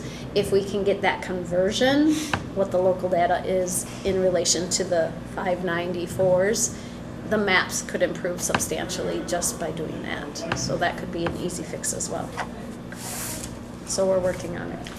And that could have been accomplished by people doing surveys if they're doing the elevations at the same time. Right, we do have a conversion for Clark Lake with the engineered study that was done by a private property owner. But, yeah, it's not a difficult thing to figure out the conversion, but it does cost money. So right now, it's basically FYI. All right, any questions on that? Any other questions on it? Otherwise, we'll move on to the GIS mapping matter. That's the flyover, isn't it? It's different. I'm gonna let Tom, maybe grab Brian here as well. So you guys wanna come up to the table and explain it? Oh, you did have, I think, a one-page document, very. Yeah, I page did, and it was 69, so yeah. clear. I knew exactly what everything on it was. Perfect. Are you being sarcastic? Of course not. Okay. Only Ken is sarcastic. Really? You have attended these meetings before, right? Yep, I had one or two. Okay, All right, explain it to us, gentlemen. all right, quick review. LiDAR is laser technology that I guess allows us to capture the elevation data because GPS is on it as well. How that technology really works, yeah. But anyway, what we would get would be millions of points that would have an X, Y, and the elevation with it. The applications would be useful to, I think, a number of departments, conservation, planning, parks, highway, and general public as well. So it could benefit a lot of people. And actually, it could also benefit some of the FEMA mapping that's discussed as well. So it really helps identify risk, and it helps identify, I think, how we want to, I guess, the science behind any changes, whether it be development or conservation. So that's the reason why we would do it. We did do it in 2002. Things have changed significantly since then, both in landscape and technology. The data is much more accurate. You get more points. Software has changed. That's where I think conservation part would be more of the heavy software user and being able to do plans locally for conservation practices. Yes, money-wise, things have changed a little bit since this has been ongoing. U.S. Army Corps is who did the project with us last time go around. It's no longer an option unless we would be doing something jointly with them, and this wouldn't really qualify for that. But there is another federal program. It's 3D elevation program under the USGS. They provide 50%, up to 50% cost share on their identified project, which their identified project would really be just those elevation points. If the county would want to be doing this, we're thinking we would want more products beyond that. We've identified about $50,000 of project beyond, which would include like 1-foot contours, identifying culverts, anything really that would affect water flow, water break lines and things of that nature.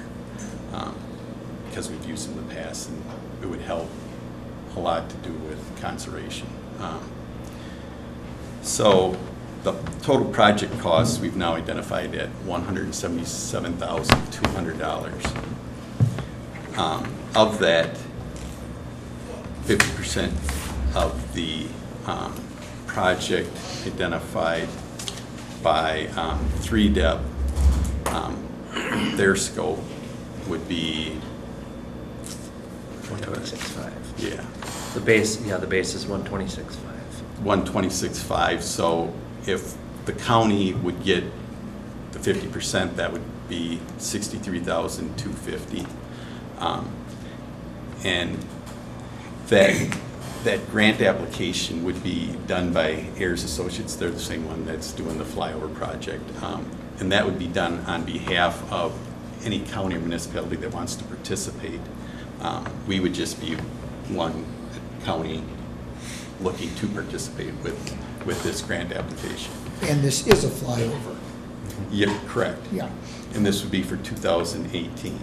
The grant application for this 3DEP needs to go in by early August, is my understanding. And the funding, our share of it comes out of the LIO fund? Yeah, there would be $63,950 that would have to come elsewhere. And that's because, let me back up, $50,000, we could also apply for the Wisconsin Land Information Program. They call it a Strategic Initiative Grant. This type of project would qualify for using those monies for this. So that would leave $63,950 left. And of that, we would have LIO funds. We're looking at nonprofits being able to participate. We've been talking with several groups, like the Nature Conservancy and the Raybrook, and some people that would have a stake in the products. Being able to use the data. Because I thought as I read this, there was no tax levy money used for. I think that's a real potential. I don't know what we're going to get if we are going to get the full 50% from the feds, and I also don't know where that additional $63,950 would come from. But I think there's real potential of not having to use the levy at all, but I'm not in the full Or even budget. there, out of the $64,000 we need to come up with, it'd be minimal if it did have to come out of the, Yeah. right? Hopefully I'm that's not doing the budget, but Yeah, right. my impression would be yes. Yes. I don't think anything would necessarily have to come Okay, from so the you're levy. asking for our okay for this To apply. to apply. Right. Right now, I need to really support the grant application, so it'd be a letter to Ayers supporting Door County applying for the grant. But we're not committing tax dollars to it No, yet. we're not even committing to the project. If we come back, Ayers comes back, or the feds come back and say, tells Ayers on the grant, the overall grant application, that the county's only gonna be funded 5 or 10%, or I don't know, whatever. Right. Even if it'd be 50%, the county still has the option of not going forward. No, okay. But the thing is, we don't really want to apply for the grant, get 50% and say, no, we really don't want to do this after all. That wouldn't be a good impression for future. So I think we go into it thinking in the best that we would get the 50%. And if not, then we would come back and have to make a decision, I think, at that point. But you need So- approval to move so we forward need a motion. in that process to even get to where you might To be find able out if you get to. the Right. 50%. Yeah. So I So can- a motion would be in order to allow them to pursue the grant. Pursue funding, What? funding. Yes. I'll make that motion, Mr. Chairman. I'll second it. Okay, motion made and second. Any discussion on that? And the assumption is that if we were to get the 50, obviously in good faith, then we would go forward, but you would be looking for other funds as well. And we are going To to be doing offset our that match. actually now. And So we have an in idea? conversations, Right. with Ayers, they certainly understand the way the real world works, and we're not on the hook. You know, if something happened that we wanted to bail at the last minute, we're not going to be held to doing it. Okay. You know, there's contractual things. We still have a parachute, is what you're saying. Yeah. You know, they wanted to make that clear that, you know, there's along the way, there's safety checks that we can back up. They work with these kinds of entities all the time, and the understanding funding is a major Yeah, and hurdle. this grant, this federal grant through the USGS, it's multiple counties. What they're trying to do is, the USGS would like, for things like FEMA maps and things like that, would like to see every county have updated LiDAR data. Ours is 2002, and I found out we've got the oldest data set in the state. So they We're first in the other direction yeah, for a change. but one of the ones. No, some have actually none. Right, some have And none. you have to have at least 8 years old to be eligible for this funding, so we definitely qualify. And I think some other counties that are going to be participating will be new ones, so which would make Yep. the grant application that much stronger. And- So I think there's a really good chance that we would get, if not 50%, close to it, I would hope. Last 3 years, AIRS has done these, and they've gotten the 50% for the Wisconsin counties that did participate. So we're confident going forward, but you never do know, because federal funding's changing, and state, you don't know how long this land information strategic initiative. Until it's grant in your fund pocket, stuff. you don't have a. Right. So I think timing-wise, it's real good as well. There's a lot of benefits here at the county by doing it, and the funding portion of it, it's timely as well. Okay. One of the most striking things is the improvement in the technology.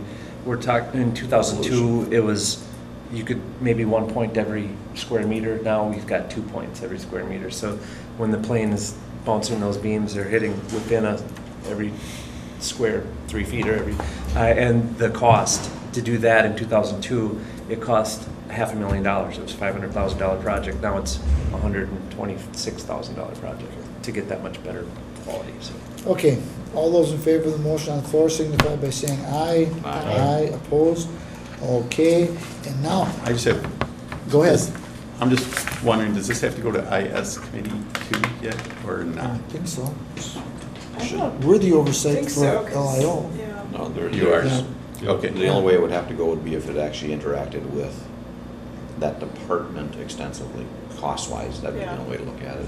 No, I mean, it's going to be a big data set, but they No, it's have not. the, It's, no, they have. it should be regular business for them. Okay. Okay, now, before we Now, move on, with the new equipment. I guess I misspoke during the hearing, so I want a clarification for it. And as long as you're here, you can give me the viewpoint from Soil and Water. I was sure that On at video. Soil and Water, we had conversations on this, and the reason I remember it is because I thought, well, this makes no sense. But there was something about, when I asked them about the invasive species, at Soil and Water, we had a discussion where they said, yeah, they recognize the invasive species and they want the species, it out of there, but the DNR doesn't let you just go into the water and start yanking it out. Well, You can, Yeah, you said I was wrong. you can mechanically remove it, but Can't you spray it. can't spray it unless you're a certified applicator.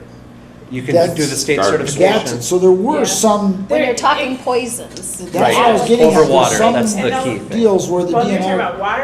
Or you're talking Yep, about- he's talking over water, so. Okay, because it's different to whether it's water or land. Exactly, and if your feet are wet, you need to be certified to Yep. do the applications. Oh, But okay. you can go in and mechanically pull.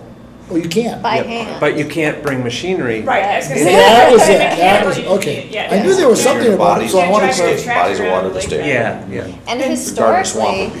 Because you got on me so Yeah. quick, I thought, Yeah. wow, am I 100% wrong on this, or there's some basis of what I was saying? So there is some. Well, and it's different depending, if you're above the ordinary high water mark in the planning and zoning jurisdiction, then there's one set of rules, and if you're on the lake bed Bed. but dry, then the rules are similar. It sounds like they Oh, can't be okay. driving around with tractors, you have to either do it by hand or.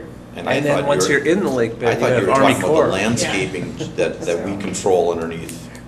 No, I was Yeah. talking about, because I saw all the weeds up there close, that I thought, is there That's- anything there? But In the shoreline ordinance, that's actually one thing that I think they clarified when they redid whatever they did in the last handful of years, is that you can remove of the shoreline vegetation buffer that you're supposed to maintain. That's the buffer I was You you're can talking about. remove invasive species, but you're supposed to replace it. So if I tear down 3 trees that aren't in my viewing corridor, then I'm supposed to plant 3 new trees. Okay. All right, I was just curious. Thank you. Thank you. A lot of educational opportunities for Mr. Chairman today. Yes, yes. Diversions. And of course, I'll forget because And I have to say, Next time.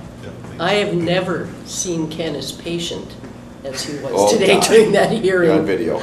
now, I'm sorry. we're still on camera. She was a.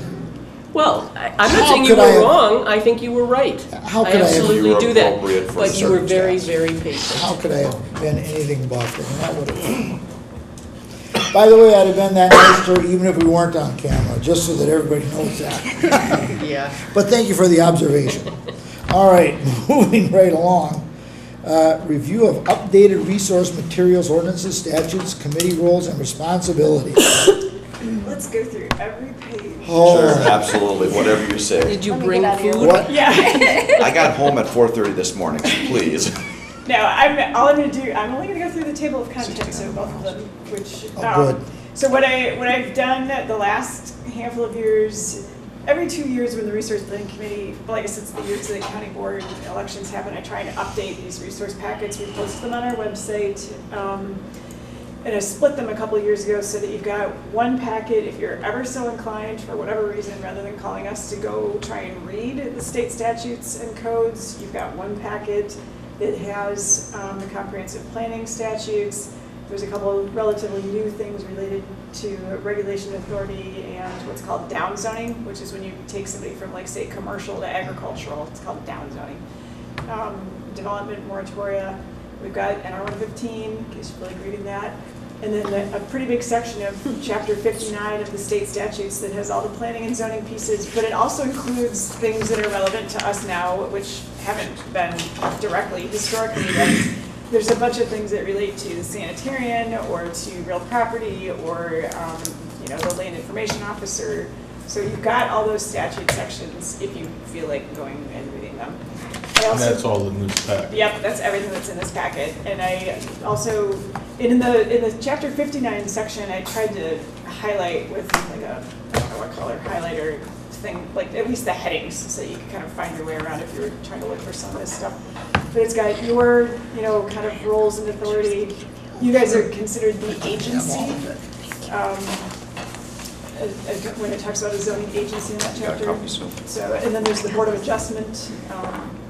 And then I provided, John Teichler suggested that I provide Environmental Health Chapter 254 out of Wisconsin statutes, which mostly, when you read through it, it talks a lot about public health, and that's because John Teichler's role as sanitarian, when he started years ago, the sanitarian position had just moved, or was moved at that time, from public health to its own standalone department. So a lot of the things that John does, like when they worry about animal bites and nuisances and mold and that kind of thing, that falls under this chapter. And that's going to begin shifting to public health. Public health is advertising right now for a certified sanitarian / public health educator, I think is the title. So John's going to be working with that person to make sure that when they're hired, that they have all of the knowledge they need in order to be able to do all those programs. But for now, that stuff is still under us. So that's what's in that packet. And then the third packet. There was a third? Yes. I'm sorry, I missed that. It's I only saw 2 the other day. Yeah. This is just kind of more general. This is stuff that you might actually be more likely to look at or decide to look at some point. We also post this on the website. I usually try and let the towns know that this is out there so that they can kind of have access or know that this stuff is out there as well. I provided the annual reports from last year from the departments that are now merged. There is no separate land information office report, and I couldn't find anything as far as an IS report, so I didn't provide that. There's some general information about land commissions in Wisconsin that I pulled about 10 years ago from a presentation I thought was pretty good that UW Extension had put together. I've got, planning and zoning terms, the RPC rules of procedure, which I think we just updated about 3 years ago maybe.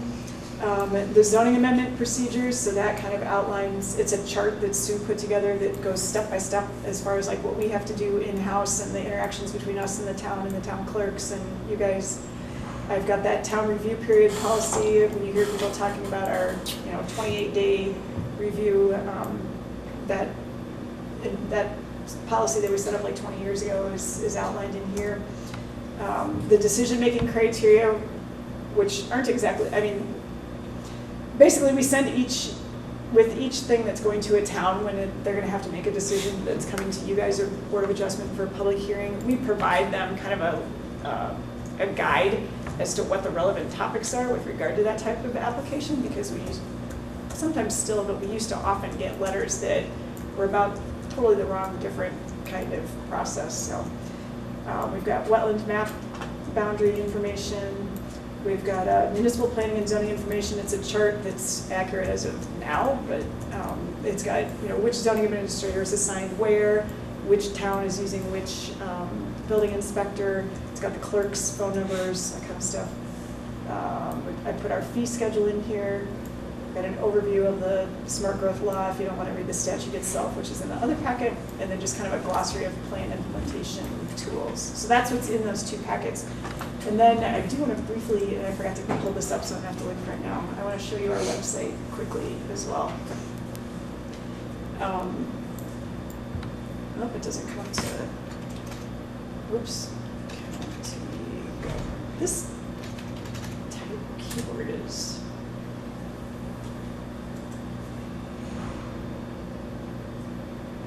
okay. So when you go on the county website, if you've never done this before, there's a tab on the left-hand side that is Code of Ordinances.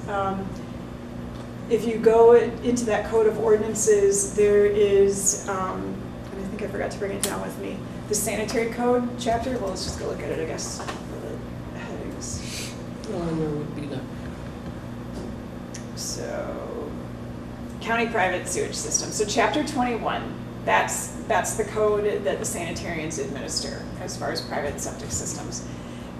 They also have, and we are named as a body that can implement this as well, but it's always been the sanitarians for whatever reason. There is a nuisance ordinance. Why can't I find it?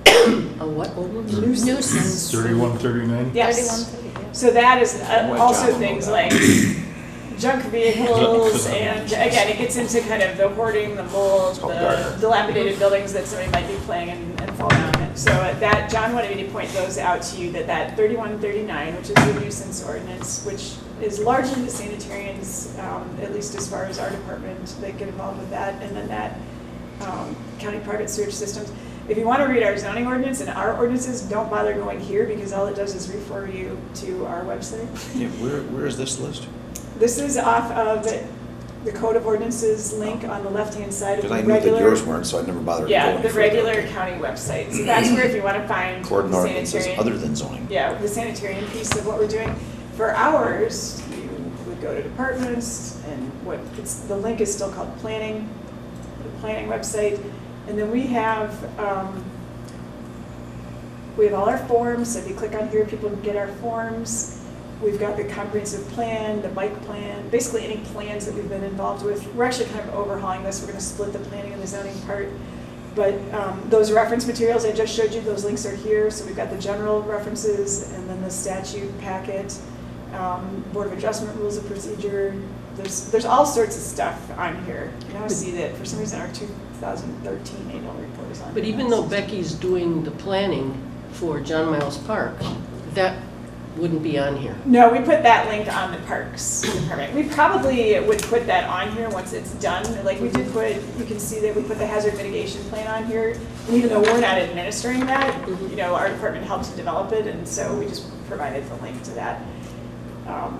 But anyway, so we've got, our forms. You can get all our ordinances. If you keep going down on that same front page, so the shoreline zoning ordinance, the comprehensive ordinance, everything is on here.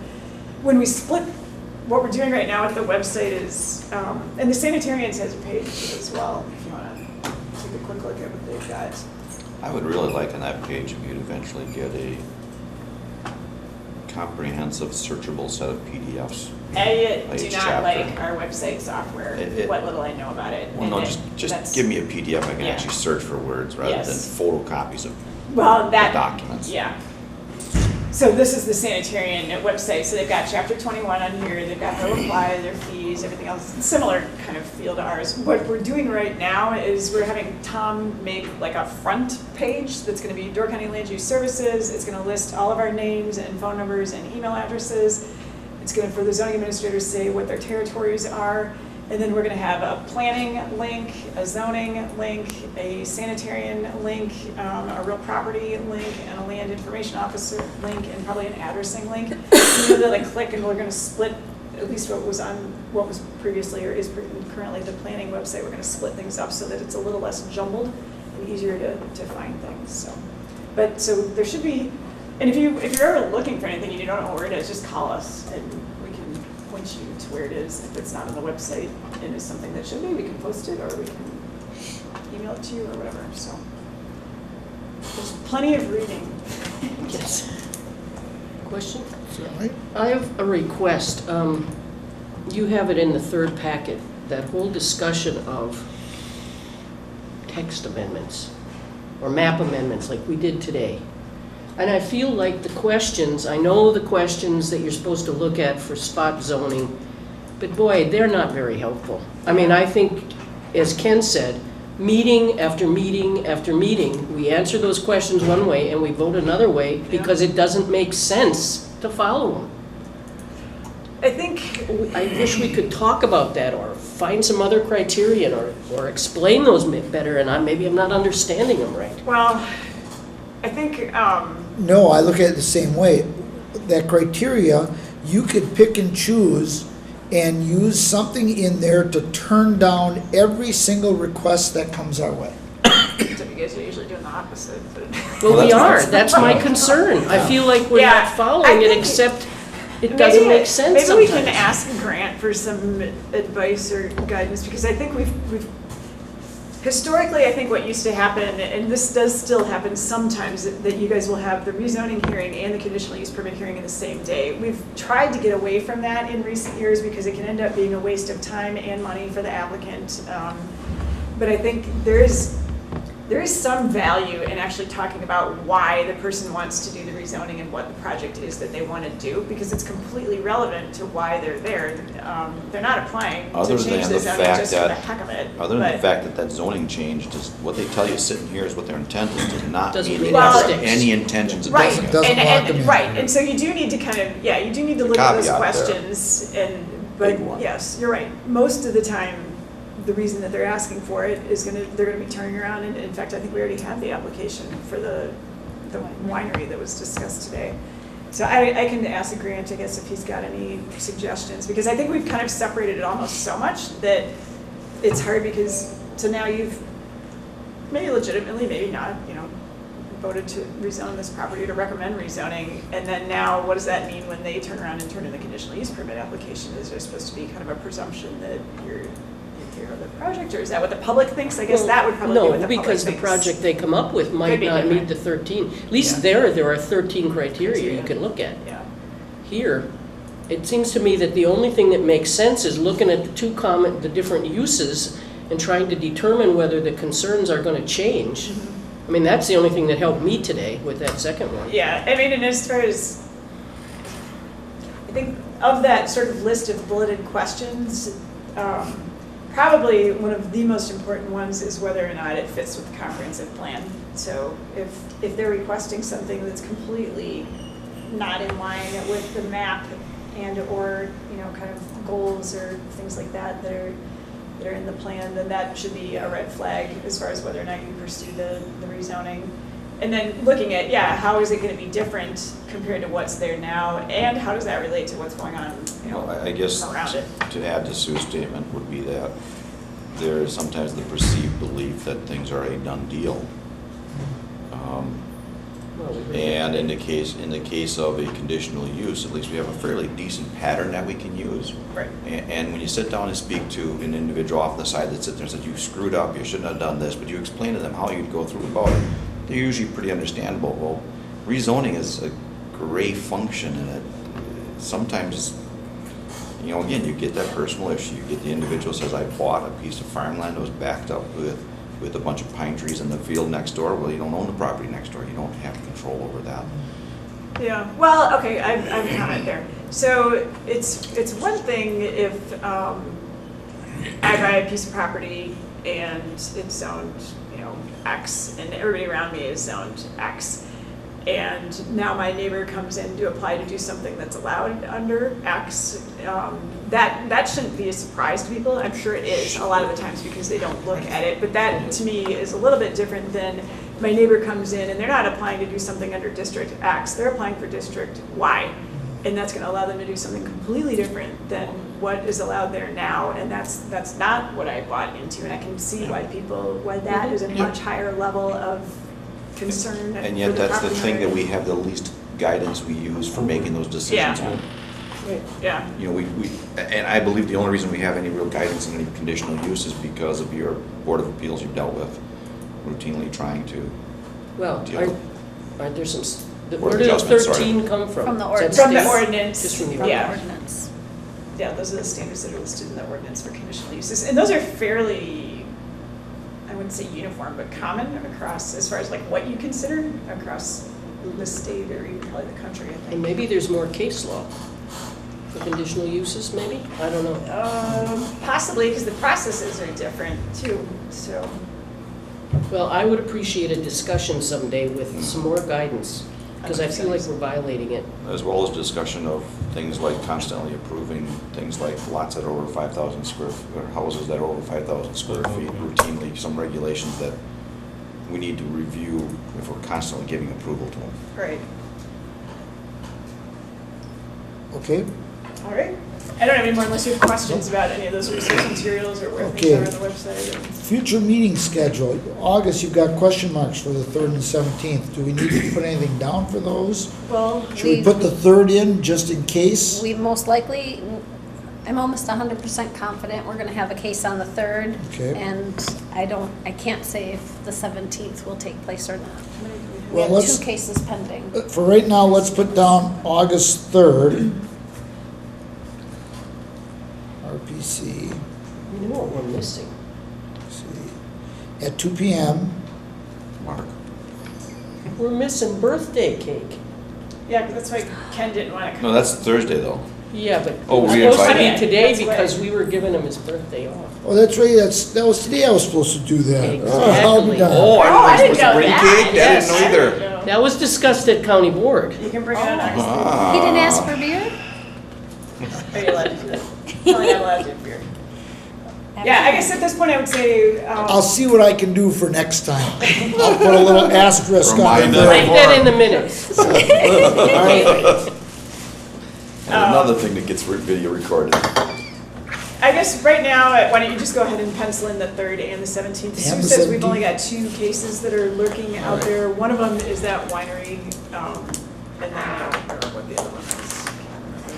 It just came in, so it won't be If ready. if for it the works 3rd. to get them on one meeting, we'll try and do that so that we don't have just one meeting with one and one with another. And the second case might not even be ready yet, I don't I don't know know. what it is. It just came in. All right, well, that's it for the meeting. Oh, the code. I was just thinking, I'm gonna just say 666. But no. But you're not? No. Let's do, 247. Forgot all about that. What is it? 412. All right. We needed a motion to adjourn. So moved. Second. All those in favor of the motion on the floor signify by saying aye. Aye. Aye, opposed? Okay, so 2 hours.